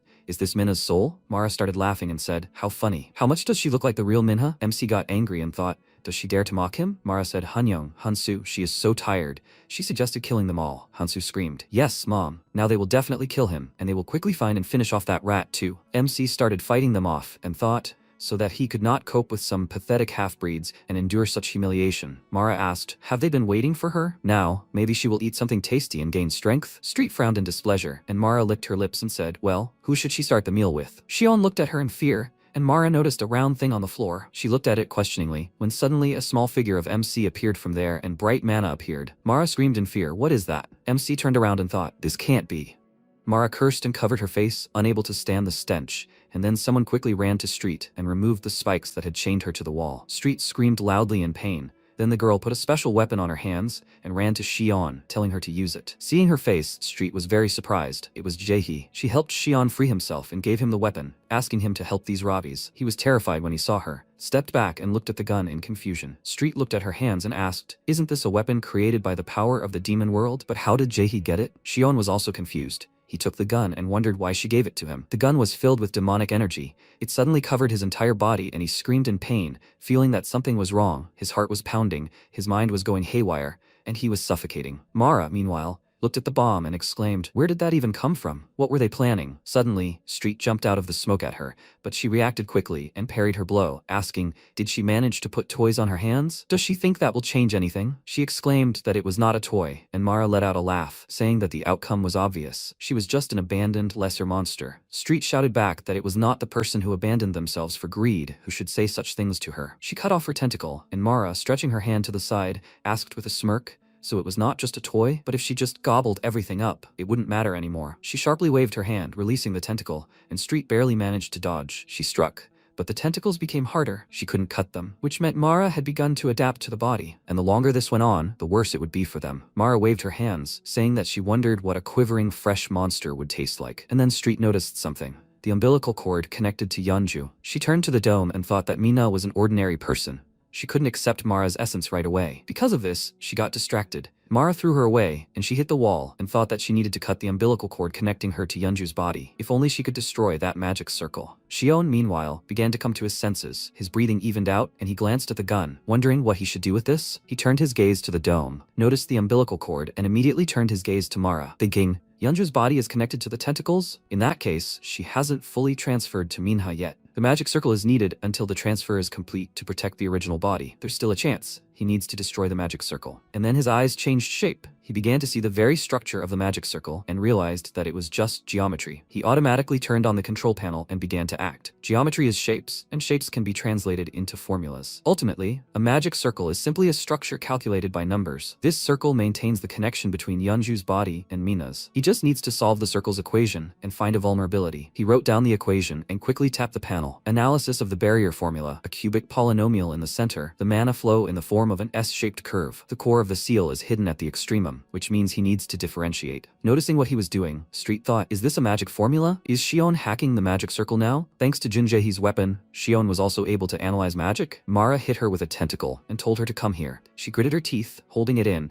and thought that in any case, while Xion was dealing with the magic circle, she had to buy as much time as possible. Meanwhile, he was in the final stage. He had transformed the circle's structure into a matrix form, finding the main diagonal. The mana vector is a symmetrical matrix. If you find the eigenvalue, there's only one vulnerability. He grinned widely. He had found it. The critical point was open. After that, he aimed the gun at the magic circle and fired, saying that the local minimum of this is its doom. A powerful beam of energy shot at the magic circle, and due to the recoil, Xion fell, and the beam at that moment pierced the dome and shattered it. Feeling this, Mara immediately turned around, and Xion rolled across the floor. Then she exclaimed in rage, "What happened to her magic circle?" Laughing loudly, he said that he had calculated everything, and the formula was proven. Everything was according to his formula. The magic circle was destroyed. The energy began to fade, and with it, Xion's consciousness. Mara was simultaneously furious and panicked, because her body hadn't fully transferred yet. Street told Xion that he had done an excellent job, the rest was up to her. Seeing her run toward Yeonju, Mara became frightened and exclaimed, "What is she going to do?" Street swung her weapon, then slashed her sharp claws across Yeonju's body, causing Mara to scream and panic,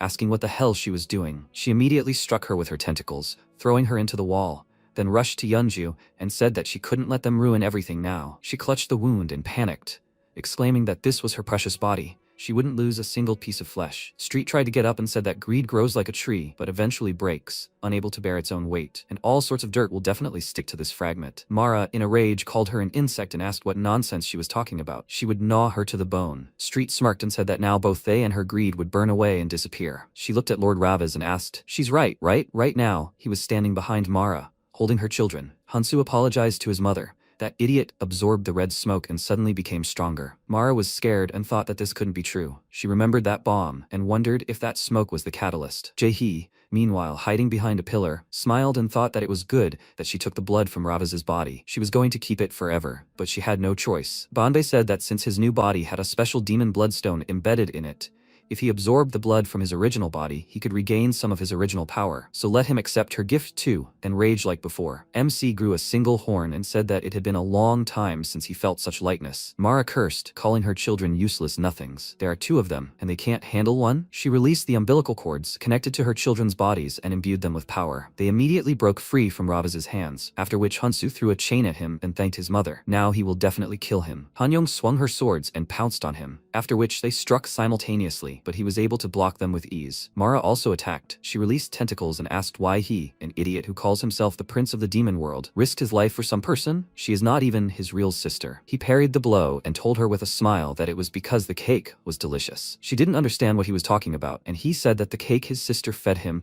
wasn't a taste of the human world, it was a taste of heaven. Hansu exclaimed that he was talking complete nonsense. He was a demon, so why was he talking about heaven? He pulled out his sword and asked if they had ever fed each other cake. Hanyoung exclaimed that he was crazy. She would have just thrown cake in that idiot's face. He swung his sword, cutting her in the neck, and her blood splattered on his face. He licked his lips, and immediately after that, his eyes widened. When they were just kids, they tried to gain Mara's favor in various ways. Hanyoung approached her, showing her the excellent test results, and Hansu had just finished cleaning and said that he was hungry. Mara, on the contrary, was only irritated. She called them annoying bugs and said that if he was hungry, he should drink water. She left the house, exclaiming at the end that they were no use, and they were left very upset, neither studying nor cleaning. Nothing helped them get praise from their mother. One day they went to a cafe. There was a beautiful girl sitting at the next table, and a man approached her to get acquainted. Mara was envious of her and clicked her tongue in displeasure, telling the children that if it weren't for the two of them, men would approach her too. Let them just look at her fake smile. It irritates her. She told Hanyoung that her mother doesn't like that idiot, and then an idea occurred to her. She ran towards the girl, tripped, either on purpose or accidentally, and ran right into her, knocking over her coffee. The girl immediately started swearing rudely, and then Mara ran up to her and worriedly asked, "Is she okay?" The girl exclaimed irritably, "And what should she do with her clothes now?" Mara took her daughter away and apologized to her, saying she'd go buy her something to change into. They left the cafe, and Mara grinned, then hugged Hanyoung, and happily told her she was so smart, she just adored her. Did she see her face? She'd been pretending to be a beauty, and now she was all wet. Hanyoung was overjoyed. That day was the first time her mother had praised her. Hansu, of course, also wanted this, and excitedly asked his mother to entrust it to him next time. He could also do it well. She agreed, and then Hanyoung realized that if you torture those whom her mother envies, she will praise you. If you beat those whom her mother doesn't like, she will praise you. Without a shadow of a doubt, she stained her blade with blood, all for her mother. And then she joyfully asked, "Next time, she will be able to kill too?" She said she will, and her mother hugged her tightly. If you kill the one her mother pointed out, she will give her love. MC saw her memories and chuckled, saying that she raised the children well, and Hanyoung pounced on him, screaming that she would kill him. Hansu did the same. He exclaimed that he would kill him first, and their mother told them to finish him off quickly. Let them get this idiot out of her sight immediately. Meanwhile, Ravas swung his sword and thought that this was the true form of demons, then swung his blade, cutting off Hansu's arm. He then turned to Mara and smiled, thinking that he was acknowledging that she had value and the right to be killed by him personally. Seeing this look, she was frightened. He became like a beast of the battlefield, Varkan. Hansu fell and clutched his shoulder, screaming in pain, and his sister called him an idiot. He should have been more careful. She attacked Ravas, and he struck with his sword and broke one of hers, asking, "He is her brother after all, so that's why she's worried." Hansu, furious, called her a fool and said that it was all her fault. She should have handled this herself. She turned to him and was about to say a few words in response, and he told her to kill him. Let this idiot die immediately, or he will finish her off. She gritted her teeth in rage, and MC swung, smiling as he told these fools to keep fighting. Noticing this, Hanyoung became frightened. She realized she couldn't block the attack, so she simply grabbed her brother and used him as a shield. The sword dealt him a sweeping wound from his left shoulder to his right side. He fell and screamed loudly in pain, exclaiming that it hurt so much. Blood began to flow profusely from the wound. He panicked and called out for his mother, and Mara clicked her tongue in displeasure, calling him useless trash. She called out to Hanyoung and ordered her to drop this brat and keep fighting, and her blade collided with Ravas's sword. Hansu felt his life draining. He lay on the floor and called out for his mother, begging her not to abandon him. And then his eyes closed. Mara didn't care about her child. She extended her tentacles to help Hanyoung and ordered her to finally kill him, to stop resisting in vain. MC batted away her tentacles and thought he had dealt with one, but Mara's body was almost transferred. If much time passed, Mina would be impossible to bring back. He didn't know how much longer this body could withstand, but he had to risk it. He grabbed her sword with his bare hand and pulled her toward him, then grabbed her and lifted her head, exposing her neck. Then he sank his teeth into her skin, and she screamed. As he drank her blood, he looked up at her mother, and she became nervous, unsure of what was happening. He finished, and Hanyoung collapsed from exhaustion. Then he prepared to lunge, thinking that by absorbing blood to the limit of this body, he would instantly increase his strength. After that, he rushed towards Mara. She immediately released more tentacles and told him to stay back, and he quickly got rid of them with a few swings of his sword. As he approached her, she panicked even more, and, releasing another portion of tentacles at him, she screamed. Why doesn't he die? He swung his sword as fast as he could, getting rid of them, and felt that his body was about to fall apart. It couldn't take it. He felt like he was about to be torn apart, but he was only waiting for this. He broke through her tentacles, reached her back and cut the umbilical cord. Mara turned to him and screamed. Did he decide to ruin everything at the last moment? Immediately after that, Ravas grabbed her by the neck and threw her to the floor, starting to strangle her, and she screamed heart-rendingly, telling him to let her go. He caught his breath and said that it was over. Her rotten life was cut short. She screamed that she couldn't die, not at the hands of someone like him. He gave her one last warning. If she voluntarily left Minha's body now, he would spare her. She stared at him in shock and asked, "Is that true?" He confirmed it and swore on the honor of his father, the great demon king. She realized that this idiot was afraid that she wouldn't leave the body but would explode along with it. She smiled widely. She felt sorry for this body, but the main thing was to survive and find another. She said that the blood of the great demon king would hardly lie, putting the honor of the family on the line. Let him throw down the sword. If he did, she would do as he wanted. After all, there was no other way out for her now. The blood sword in his hand disintegrated. He let her go and told her to leave her body. She frowned, pretending to prepare for this, then smirked for a second and jumped out of Minha's mouth at him, calling him a stupid idiot. He expected this. His hand became demonic and he immediately grabbed Mara. She was surprised by this and he asked, she was one of the 12 Dark Barons and yet she fell for it so easily? To be honest, he didn't know how to get her out of Minha's body. Realizing that she had been deceived, she cursed in rage and screamed, but what about the family and the father's honor that he swore by? He began to pull her out of Minha's body and told her that he only needed to preserve his honor. She began to squirm, telling him to let her go. She didn't want to leave. He smirked, noting that it was a pathetic sight, then pulled the last remnants of the demon out of Minha, and the girl collapsed unconscious to the floor. Mara shook her tentacles and anxiously begged him for mercy, saying she would do whatever he said. She began to beg him, and then she noticed Han Young rise and take the sword. She was still shaking from exhaustion, and Mara rejoiced, mentally telling her to kill this idiot quickly. Han Young had already raised the sword over her head. MC noticed this and turned around, but he didn't even have to do anything. Hansu pierced his sister's body. He said it was unfair. She wants to take all the praise for herself again? He won't allow it. Having lost the last of his strength, he collapsed to the floor with a smile, and his sister let out her last breath and collapsed after him. Mara's children died, but she wasn't the least bit sad about it. She screamed furiously that he was a stupid idiot. He had so ineptly missed his last chance. Raviz noted that he had repeated, "Mom, Mom," so much and yet had died so absurdly. Mara began to beg him again. She would not touch this girl. She would move on to another body. She and his mother had once been like sisters. He doesn't believe her? It's true, let him ask her. She called her sister and treated her so well. Street said with disgust that her children had died and that she thought only of herself until the very end. Was she really their mother? She replied that they could give birth to as many as they wanted and continued to persuade Raviz, but he immediately cut her only tentacle and she wheezed. After that, her head collapsed, and MC said that he felt sorry for the reputation that one of the 12 Dark Barons had. Mara tried to say something, but only a wheeze came out of her mouth, and she thought, how dare he humiliate her? This Inez's child did this to her? She won't admit it. She'll kill him. But it was too late. He stepped on her head, and she turned into a shapeless mass of slime. He watched the slime spread across the floor. Then Mara's energy rose and entered his eye every drop, nourishing him with new strength. After that, he exhaled and thought that it was finally over. Street approached him and noted that he had finally managed it, and he looked at his demonic hand and thought that, after all, it was one of the 12 Black Barons. The power was gushing. He took a handkerchief from his pocket and pressed it to his nose, saying that there was such a disgusting and vile stench in here. He was sorry for the waste of time. Street looked at the dead twins with pity and asked if Mara hadn't infiltrated the human world. Would they have lived happily with their real mother? He replied that they wouldn't know. Even if the parents weren't demons, children could still die because of their greed. Meanwhile, Jaehee peeked out from behind a column and thought with a smile that everything worked out. It was time for her to leave. Raviz immediately turned to her and called out to her, causing her to panic and quickly hide. He said that he saw her and let her come out. She sheepishly asked him to pretend he hadn't seen her, and he sighed heavily, saying her name, Beltia. Hearing this, Street was greatly surprised and said that Beltia was a famous weaponsmith with an ancient history in the demon world. The youngest daughter of the Murtano family, basked in love and adoration. The very same Lady Beltia, who was called a genius in weaponry, born once every 3,000 years. MC asked why she was tagging along, and she ran out from hiding, saying that Bonbei had told her she was a gift for Lord Ravis. The surprise was a success, so it was time for her to go. She jumped out the window and disappeared, and Street looked after her in surprise and said that she was the most flighty and arrogant of all the noble maidens, and also known as Lord Ravis's stalker. But her face was definitely like Jin Jaehee's, wasn't it? He gritted his teeth in irritation and asked, "And what do you think is wrong?" Bonbi, that idiot, probably placed Beltia's soul into Jin Jaehee's body. Everything was becoming too troublesome. He cursed and said that when they returned to the demon world, he would hand Banbei over to her. She could boss him around as she pleased. She looked surprised, saying for the sake of decency that she wouldn't dare, and then enticingly asked for how long. He told her that he would serve her forever.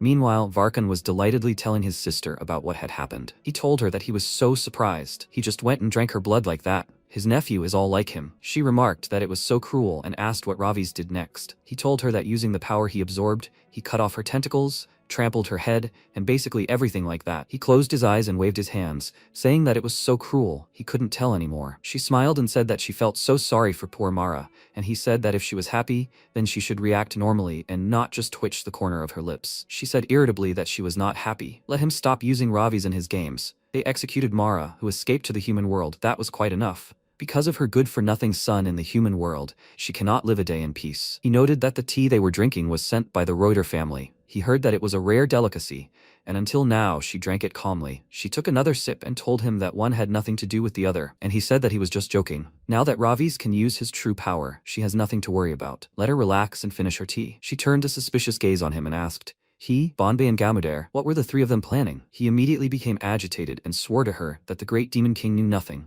and she asked if he thought Banbi could have placed the bloodstone in Ravis's body without the king's knowledge. Suddenly, her eyes widened with a sudden thought, and she jumped up and exclaimed, does he want to use her son to catch Morgath? He happily confirmed this, and then she pounced on him and began to strangle him, screaming that she would kill him. He coughed and excitedly exclaimed that Ravis himself wanted to catch him. Could an uncle ignore his nephew's wishes? She sank her teeth into him, saying that she should have finished him off 1,000 years ago, and he screamed that it hurt. At this time, Bonbei was sitting and calmly drinking tea. He glanced at them and thought that they say that brother and sister are enemies from a past life who wished each other death, and then were reborn and met again. He put down the cup of tea and thought, Morgath is the one who commands death, the god of destruction, turning all existence into nothingness. When the wind of death blows, the heavens, the demon world, and the human world will go out one after another. He is a cruel strategist who wants to devour the human world and rebuild the demon world. Wherever he is now, let him wait a little longer. Ravis is already on his way. By this time, he had already returned Mina home and laid her on the bed. After observing her for a while, he mentally turned to Minnow and said that he had repaid the debt for providing him with a body. Suddenly, the door to the room swung open, and Taisik shouted that she should be at the training center. What the hell is she doing lying here? Juhi ran up to her worriedly and asked her son, what's going on here? The MC lied to her about getting hurt during rehearsal, and Taisik shouted in rage, how could they let this happen to a future star? Is this his doing? Did they both conspire to frame him? Juhi exclaimed, how can he say such a thing? He responded by saying that they were both against Minha becoming an idol. Every time Minha was written about online, commentators praised him. Did they do this because they were sick of reading such things? He turned to the secretary and ordered him to get his phone and take a picture of her. They'll say it was all because of the stalker. Then they'll get even more attention and sympathy. Isn't that right? Ravis looked at him with irritation and thought that this idiot had completely lost his mind. He wanted to say a few words to him, but Juhi did it for him. She started yelling and ordered him to stop. Does he even see what's happening to the child? He turned a furious gaze on her, and she said that at first she believed that he would be a good father for them. But as soon as her dad died, he got his hands on her entire inheritance and used her family connections in his election campaign. It wasn't enough for him, so now he's using Minna? She's had enough. He exclaimed that he took in a woman who was crazy about a poor idiot,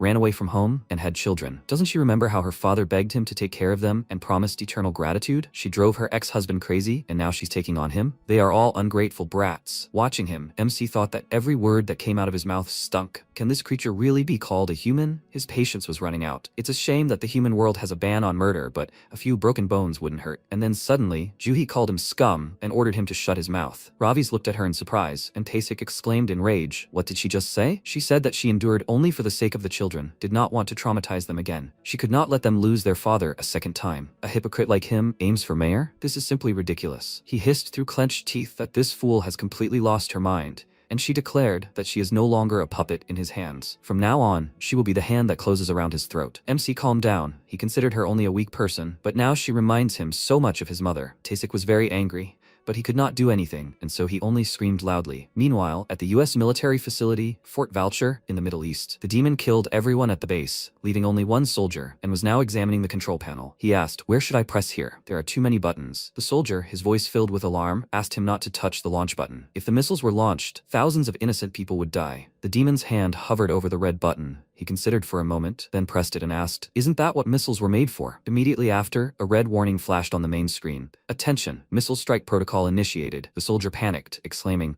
what the hell is he doing? Who the hell is he? He told him he was the devil, and he stared at him in shock. Then he turned to him and said that he would spare his life, so he should go and tell his people that Morgath had done it. Soon, the missile was in the airspace of an Arab state. A mother and child stared in shock at the bright dot in the sky, and her son joyfully pointed his finger at it, after which a powerful explosion occurred, claiming many lives. Morgoth watched the result from a military facility. Seeing the explosion on the screen, the soldier cursed, and Morgoth ordered his servant Shuya to bring him the fragment. His servant disappeared as quickly as he appeared, and he wondered why people spend so much time and money to create such a beauty if they just hide it later. What a pity. But thanks to this, he found the fragment just by lifting a finger. The next day came. Raviz met with Xion and told him that Juhi was divorcing her husband. They say that if she divorces Jong Taesik like this, she will no longer be able to return the family's money. Under no circumstances can this be allowed. To live comfortably in the human world, they need money. He would gladly finish off this idiot right now, but it is forbidden. He ordered Xion to find a way to return the money, and he asked in surprise how he will do it. He said that he is the smartest person of all he knows,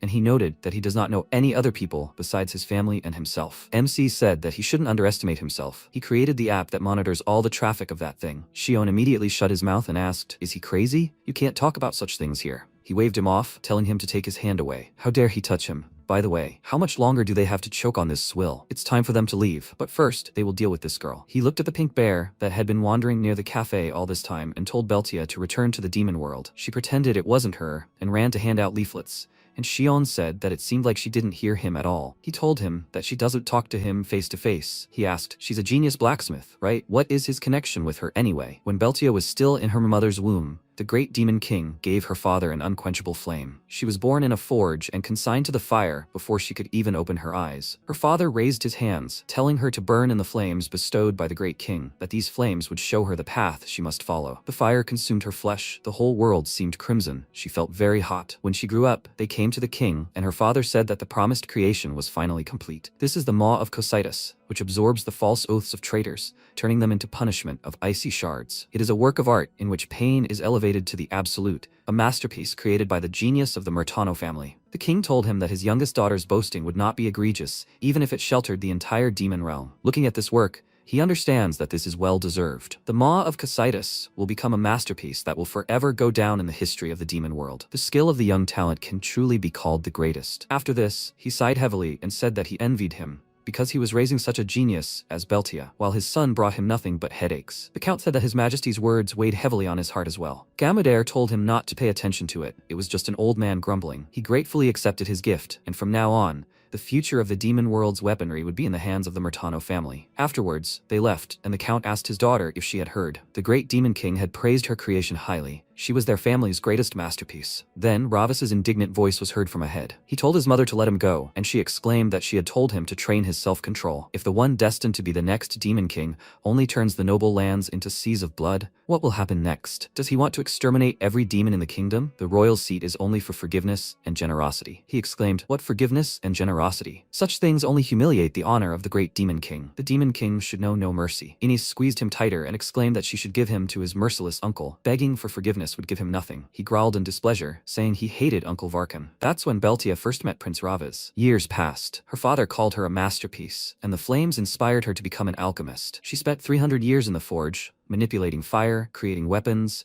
and exploring every possible form of transmutation. One of her maids exclaimed that it was unfair. Corey had eaten 3 of the demon fruits given to them by the count, and sent her to clean the stables. Corey exclaimed that she had said it wasn't on purpose. She thought she should have cleaned them, otherwise Lord Tenton would have hung her from the ceiling. She pouted resentfully and said that even so, she could have eaten 2 out of the 4 out of politeness. Beltia said she could eat her share. That would be fair. Corey was indignant and said that that was yesterday, and today she hadn't had a bite to eat. Could she have one and Juan too? Beltia allowed her to do so without any problem, and then Juan hugged her and asked why the count had never brought such a sweet and lovely girl out into the world. Keeping her locked up in the forge forever was so cruel. She said that her father had promised that as soon as he ascended the Black Throne, she would be able to leave this place, and Corey happily said that she hoped that day would come soon. They would definitely go to the king's castle so that she could meet Prince Ravis. At the mention of his name, she immediately broke into a smile. For her, locked in the forge, the life story of the servants, their jealousy and friendship, stories of love, were the only book that made her feel alive, until the day of suffering came. She was born in the forge, and her whole life was spent within its walls, as if in a dungeon.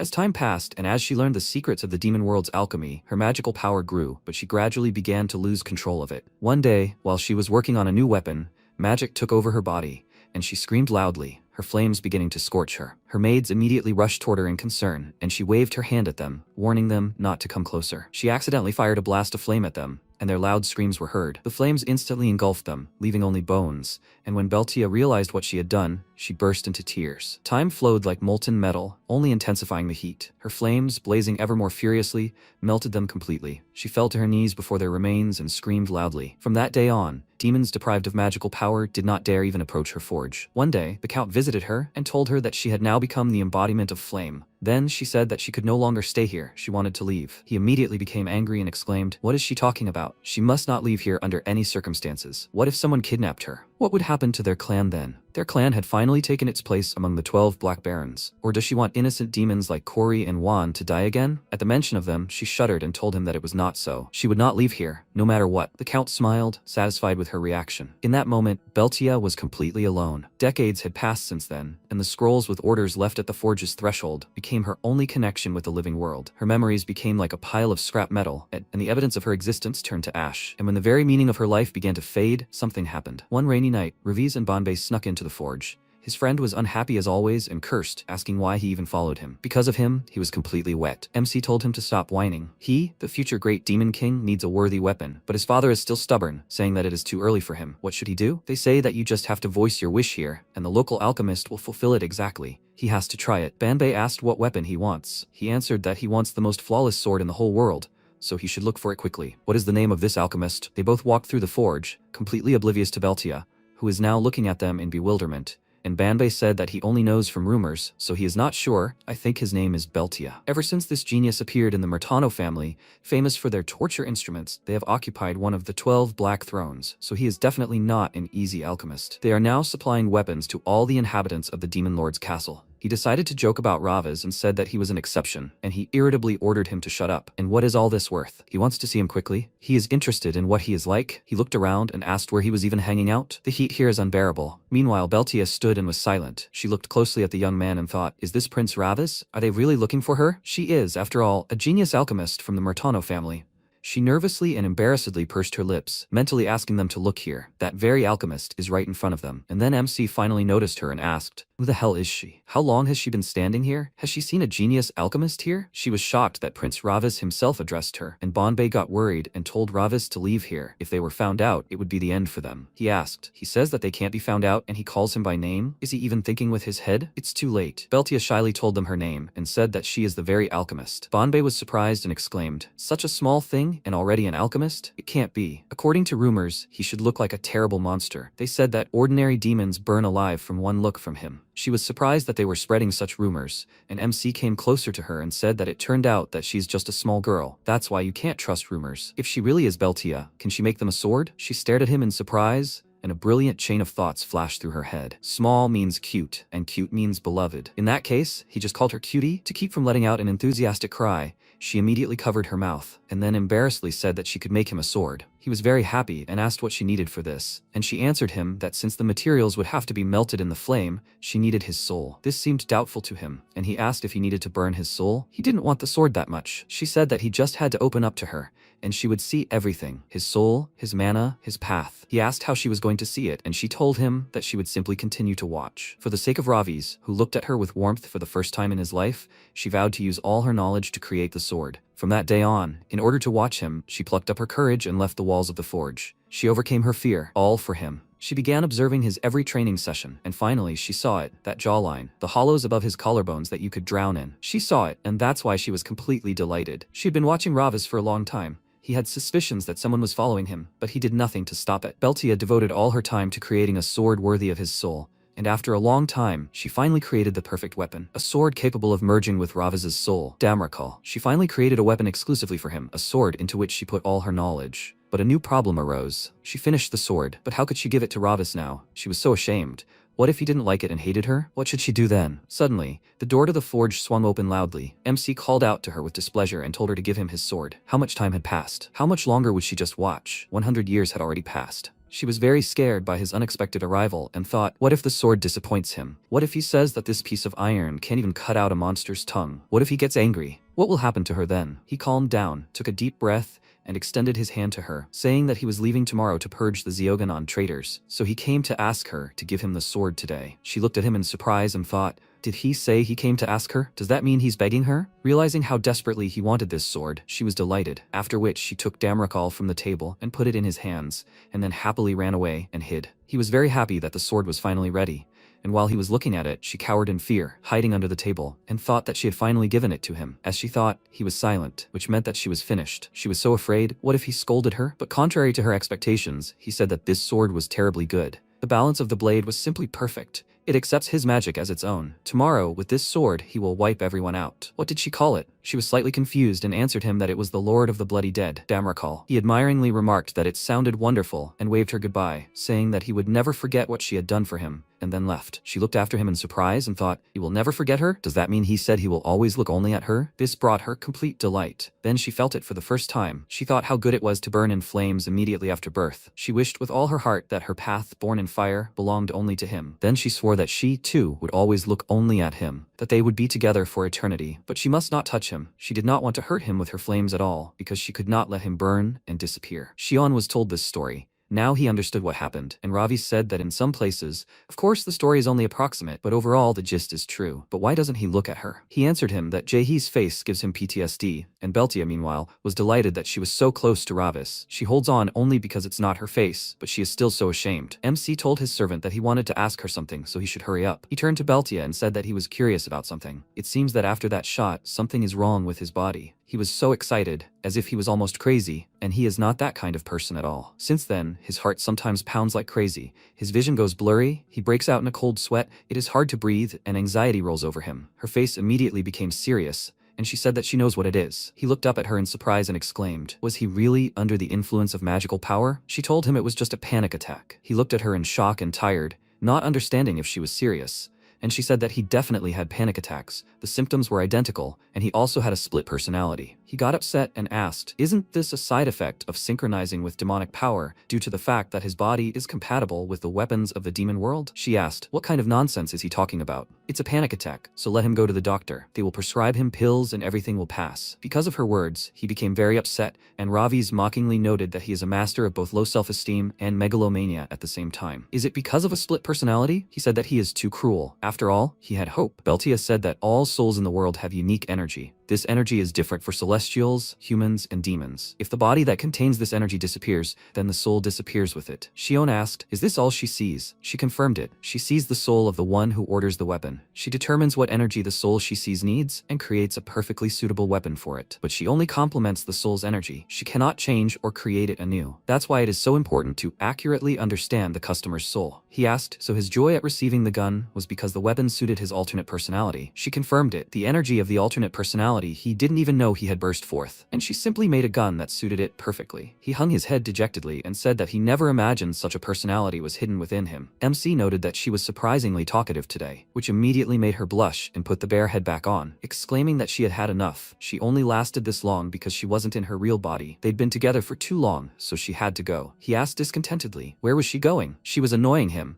so let her go back to the demon world. She immediately turned to him and exclaimed that she didn't want this. He had promised her that they would be together forever, so she would stay with him forever. After that, she screamed in embarrassment and ran away, saying in the end that she didn't know anything, and Shion turned a puzzled look to Ravas and asked, is that what he tasted like? He irritably told him not to talk nonsense. He didn't say that. After that, he clicked his tongue and said that it was all because of that idiot Banbi. He looked up to the sky and shouted, isn't he looking at him and smiling right now? Let him come here and show himself to him. Suddenly, Banbi appeared behind him and said that he was already here. This came as a big surprise to him. He immediately jumped up from his seat and turned to him, exclaiming, did he really appear? Was he also condemned? He answered him that he was not like him. He was here as an official envoy. After that, he hugged Shion and said that he was glad to welcome his fellow bespectacled guy. Brainy guys like them needed to be around thick-headed people like him to survive. Shion awkwardly greeted him, saying that he had heard of him, and he happily said that a friend of his friend was his friend, so let him communicate with him without formalities. MC was indignant and exclaimed, why on earth was he his friend? He was a traitor. Banbei asked, did he still not understand anything? Did he even think about why they sent him to the human world? He answered him that it was all because he was a sinner, and he asked why they gave him the bloodstone. He answered him that they probably wanted to suck up to the son of the great demon king. Banbei asked if he ever thought with his head. He replied that he was simply stating a fact, and Banbei, looking tired, said that there was nothing he could do then. Let him continue to dwell on facts and die in this human body. He became indignant and immediately began asking him what they were planning, and he asked if he remembered Morgath, who had long been imprisoned in the human world. He began to act. Raviz's face immediately became serious, and Banbei said that he was going to carry out the reverse creation of Surkal in order to destroy the heavens, the human world, and the demon world. Meanwhile, in the gambling house, someone named Namuja was playing the slot machine, but he lost again and slammed the machine in anger, shouting that he had wasted 3 days on it. Let it give him the money immediately. Bauer approached him and asked him to pull himself together, after which he handed him a few coins and said that there was not much here, but it was still enough for the game. Namuja thanked him and said he didn't know who he was, but once he hit the jackpot, he'd pay him back twice as much. He then used the coins, pulled the lever, and watched the reels spin in anticipation of the jackpot. Bauer said he actually needed to tell him something, and at that moment the reels stopped, but he didn't win, even though he was close. His neighbor, however, had much better luck and won the jackpot. Namuja looked at him furiously and was about to snap his fingers, when Bauer said that Raviz was now imprisoned in the human world. Namuja looked at him and snapped his fingers, causing the slot machine to explode and the man's clothes to catch fire. While everyone ran to help him in a panic, they both headed for the exit, and he said that the jackpot always goes to anyone but him. Let him tell him more. He said Raviz is imprisoned here? Bauer confirmed this excitedly and grinned, thinking, didn't he himself order everyone to know he's back? So he reported this to Lord Namuja. Meanwhile, Banbei told Raviz everything, and he summed it up. So the three of them conspired and sent him here to stop Morgath. But isn't he in his own body? So they locked him in this fragile human body and sent him to deal with it? Banbei answered him that he wasn't really a demon now either. He'd been locked here for several hundred years. However, during this time, he seemed to have managed to restructure his body, becoming something of a demon-human hybrid. Xion asked, so he can freely use demonic power, human energy? That's why they modified Raviz with a demonic bloodstone, just like Morgath himself. Banbei patted him on the head and showed that he was quite a smart guy. People like him never let him down. MC asked, why him? He answered that he was the only one in the entire demon world who was capable of handling him. But if he, the offspring of the great demon king,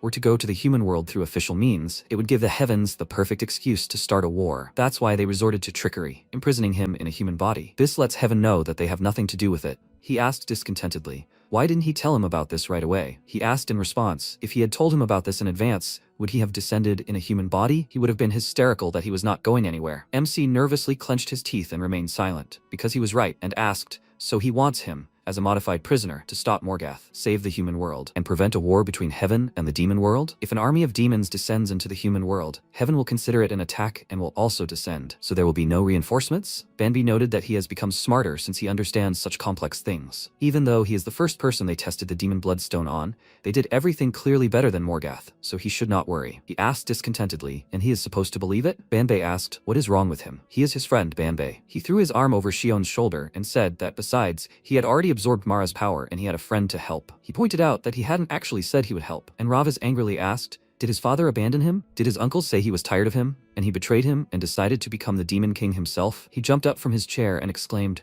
what nonsense was he talking about? How was he supposed to kill Morgath in such a body? He answered him that, in fact, he had already sent him reinforcements. Beltia. He couldn't do it? Was he scared? These words outraged him, and Banbei started laughing at him, calling him a cowardly brat, and he clenched his teeth in rage, then slammed his palms on the table and exclaimed, did he dare him with these cheap provocations? Why couldn't he handle it? He would finish off that idiot Morgath with his own hands. Banbei continued to egg him on, telling him to try, let him risk his life, aka Raviz. He exclaimed that of course he could do anything, and Xion looked at him in shock and thought, is he really that stupid? MC asked, since when is Beltia reinforcements? She pisses him off, and since he is here, he should take her with him. He answered him with a serious expression that the safest place for her now is next to him. He didn't understand what he meant, and he asked, did he forget what Murtanos are? Now he understood what he was talking about, and at that very moment a letter appeared on the table out of nowhere, and Xion asked, what the hell is that? A hologram of the Joker card appeared from the seal, which told him that he was invited as a VIP guest.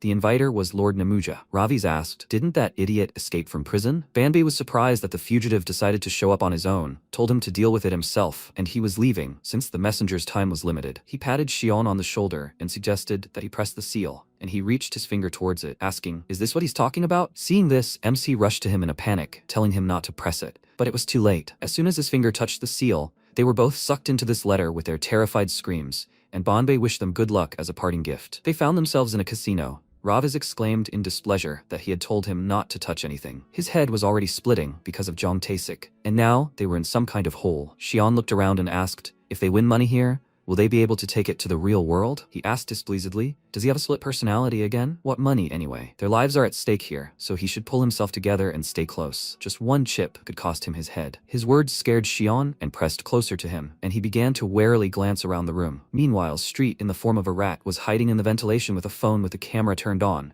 closely watching someone. She is a jailer in the human world, watching over the condemned demons, carefully monitoring everything. She was proud that they cannot slip through her fingers. However, after meeting Lord Ravis, she cannot properly monitor the prisoners. So, next after Mara is him. Right now, she was watching Tusik. Ravis ordered her to get him everything, the account number and the safe combination. She could not imagine that the overseer of prisoners in the human world would be sorry to wait for the password to be entered. Meanwhile, Tusik was nervously biting his nails and said that in a week, they would start calling her the wife of the mayor of Incheon. And now what? Is she keeping him on a leash? She's just an impudent woman. Maybe she really does have some evidence? An excited secretary ran into his office and informed him that the results of the latest polls had changed dramatically. He immediately snatched the tablet from his hands and, seeing the results, cursed loudly. His competitor's popularity had skyrocketed. Secretary Kim said that it looked like the accident with the Hamyeon construction worker led to a drop in his ratings. He exclaimed that in fact, he himself had tripped and died. What did this have to do with him? He smashed the tablet on the floor in a rage, exclaiming that everything was under control, and then this. The secretary looked down and said he was very sorry. Thanks to Minna, they were leading the polls. Taisik pursed his lips and an idea occurred to him. Maybe he should get rid of them all at the same time? He called Director Hong, greeted him cheerfully, and said he had contacted him about the construction site for the transfer hub at Incheon Station. If he became mayor, his company Hamyeon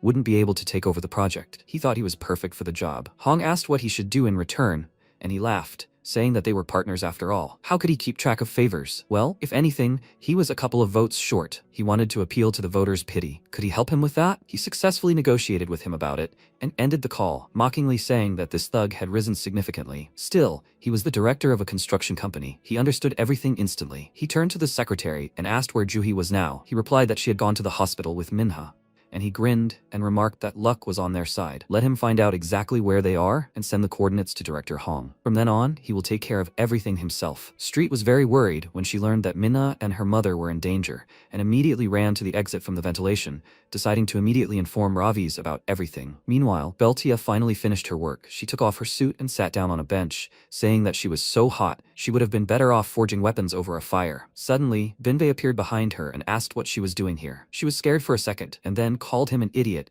and grabbed his clothes, exclaiming that she was already on edge. It was very lucky that she ran into him. He smiled and asked why everyone became so nervous as soon as they entered the human world. She burst into tears and exclaimed in rage, why did he send Ravis to a rich house and put her in the body of some beggar? She has to work around the clock to somehow survive. But that's not all. As soon as she walks around with her face uncovered, some psychos immediately try to kill her. Everyone is constantly running after her, screaming about some blue bow and asking her to give them back their face, and she runs away from them in horror. She grabbed her head and exclaimed, who the hell is this girl? He said with an awkward smile that before she died, Jae-hee said that she only needed to find a purse of coins. Maybe he should have first let her find these coins, and only then instill her in her body. She asked, does he think you can live well on a purse of coins? He answered her that she just doesn't know everything yet, but her dream will come true. Isn't that great? She wiped away her tears and asked what dream he was talking about. He reminded her that she wanted to live for herself and not serve the clan, to do what she wanted. She touched her chest and thought about it, and he said that living here meant working only when she wanted to, but she could do whatever she wanted.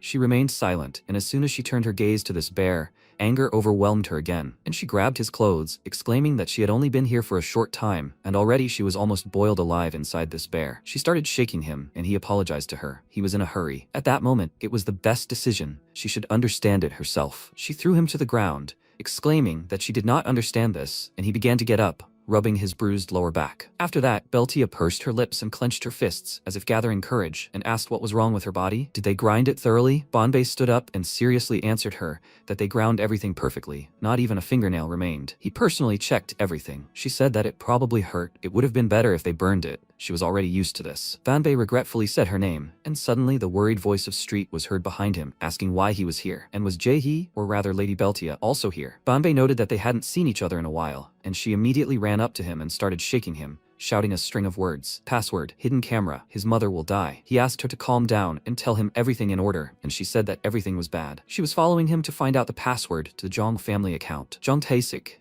in order to become mayor, is going to hit Lord Raviz's mother with a car. She herself heard him talking on the phone with a bandit. Beltia frowned and asked why he would become mayor if his wife was going to die. What was she even talking about? Somehow, Banbei understood everything and asked with equal excitement, did he want to kill his own wife for the votes of sympathetic voters? Would he believe it if it turned out he was a demon and not a human? Beltia was perplexed how he understood this, and Street looked around, saying that there was a hint of Lord Ravis here, but she couldn't find him anywhere. They needed to tell him everything immediately. Banbei remembered how they received the invitation and wanted to tell her about it, but since there was no time for that, he decided to do it himself, and asked if she knew where his mother was now. She answered that most likely she was somewhere near Lady Minha's hospital. Banbei said that then they should leave right now. Beltia will go with them. Meanwhile, Namuja finally appeared. He laughed and told Ravis that they hadn't seen each other in a long time. Just think, the noble prince of the demon world is now in the human world in the body of a sinner. He will gladly devour him. In the time that they haven't seen each other, he has fallen so low. High school student, what does this mean? MC said that since he sent him to prison, he should have repented and gotten back on the right path. Not only did he escape from prison, but he also caused this whole mess. Bauer peeked out from his hiding place and told Lord Namuja that the bastard was capable of using power even in a human body, so he should be careful. MC called out to him disapprovingly, and he laughed, saying that this time would be different. Namuja said that if he could use power, it was even better. They could play for high stakes. He hadn't won anything lately, and wasn't in a good mood. And now, he had such a big win. He threw a chip on the table and smirked, inviting him to place a bet. Namuya, a former executioner from the demon world, possessed the power to erase the existence of condemned sinners without a trace. Even the most ferocious demons, those who resisted execution and showed resistance in his presence, didn't even dare to think about escape, obediently prostrating themselves. One day, Bezra Kuranai was brought to him for execution. He is accused of forcibly absorbing a lesser demon, using a forbidden symbol of blood kinship, and performing a blood-mixing ritual without permission. In accordance with Articles 47, 89, and 131 of the Demon World's Code of Laws, he is sentenced to death right here and now. Bezra indignantly called out to him, asking, he can't do this to him, can he? That's not right. He broke free from his shackles and rushed towards him, exclaiming, how dare he take his life? He directed demonic energy at him, calling him nothing but a pathetic executioner, and he lunged forward and carried out the sentence. Namuja was always fast and precise, but most importantly, he felt nothing, and this was a huge advantage for an executioner. But at some point, he got bogged down in the filth called gambling. He became fixated on probabilities, luck, bets, and other nonsense. He began to confuse his power with the game. In front of those whose just sentence had already been passed, he threw the dice instead of immediately executing them. If he won, the condemned man died. If the condemned man won, he spared his life. This was the pride of one who held lives in his hands. He began to commit madness, entrusting decisions of life and death to blind luck. He threw the dice and told the condemned woman that if she rolled a higher number than him, she would remain alive. She began to pray with tears in her eyes. Fortunately, he rolled a low number, and he said she had every chance. He shoved the dice into her mouth and said it was her turn to throw it properly. She gathered her strength and spat them out. Her number was 6, one more than his. Her eyes widened with delight, and he scratched his head in confusion, saying that he was only one short. He ordered his assistant Rousseau to untie her, and she excitedly thanked him for his mercy. He said that she had saved her worthless life thanks to a 1 on the die. She was lucky. He released prisoners if he lost, and if he won, he laughingly chopped off their heads, and he called all this luck. Then he sank even lower. To fully enjoy games where life was at stake, he forced the weak and defenseless to play, those who did not even know the rules of this world. One of these condemned was a boy named Rei Raikun, who used the dimensional gate without permission and disobeyed orders, for which he was sentenced to imprisonment and the deprivation of demonic powers for 100 years. Namuja read the sentence and said that perhaps because children are cowardly these days, they don't give out harsh punishments anymore. It's so boring. He placed a card in front of him and told him to play with it. The rules were simple. He turned over the card, and if the number came up higher than his punishment would be cancelled. But if he lost, he would die. This was a great chance, right? The boy fearfully said that it was okay. He would accept the punishment. And then Namuja grabbed him by the hair and said that he should have refused before he committed the crime. Let him turn over the card immediately. He did everything for him. The boy's card showed the number 4 and his 7. Rejoicing at his victory, he laughed loudly, and the boy immediately burst into tears, exclaiming that he was simply curious about what the human world was like. He had just peeked into it. He would give him all his strength for the rest of his life. Let him just spare him. But Namuja immediately hit him in the neck, and with his last breath, the boy fell to the ground, and he said discontentedly that today's children lack fortitude. If he risked his life and played like a true demon, then let him have the courage to admit defeat and die. Let him blame himself for his unlucky luck. When a sinner loses a game, Namuja consumes him. Flesh, bones, fear, and even his very soul. Devouring the weak is taboo in the demon world, but he only enjoyed breaking the taboo. He ceased to be an executioner, turning into an insatiable predator, a monster addicted to gambling. One day, news of him reached Ravi's. Eventually, he was forced to intervene and punish him.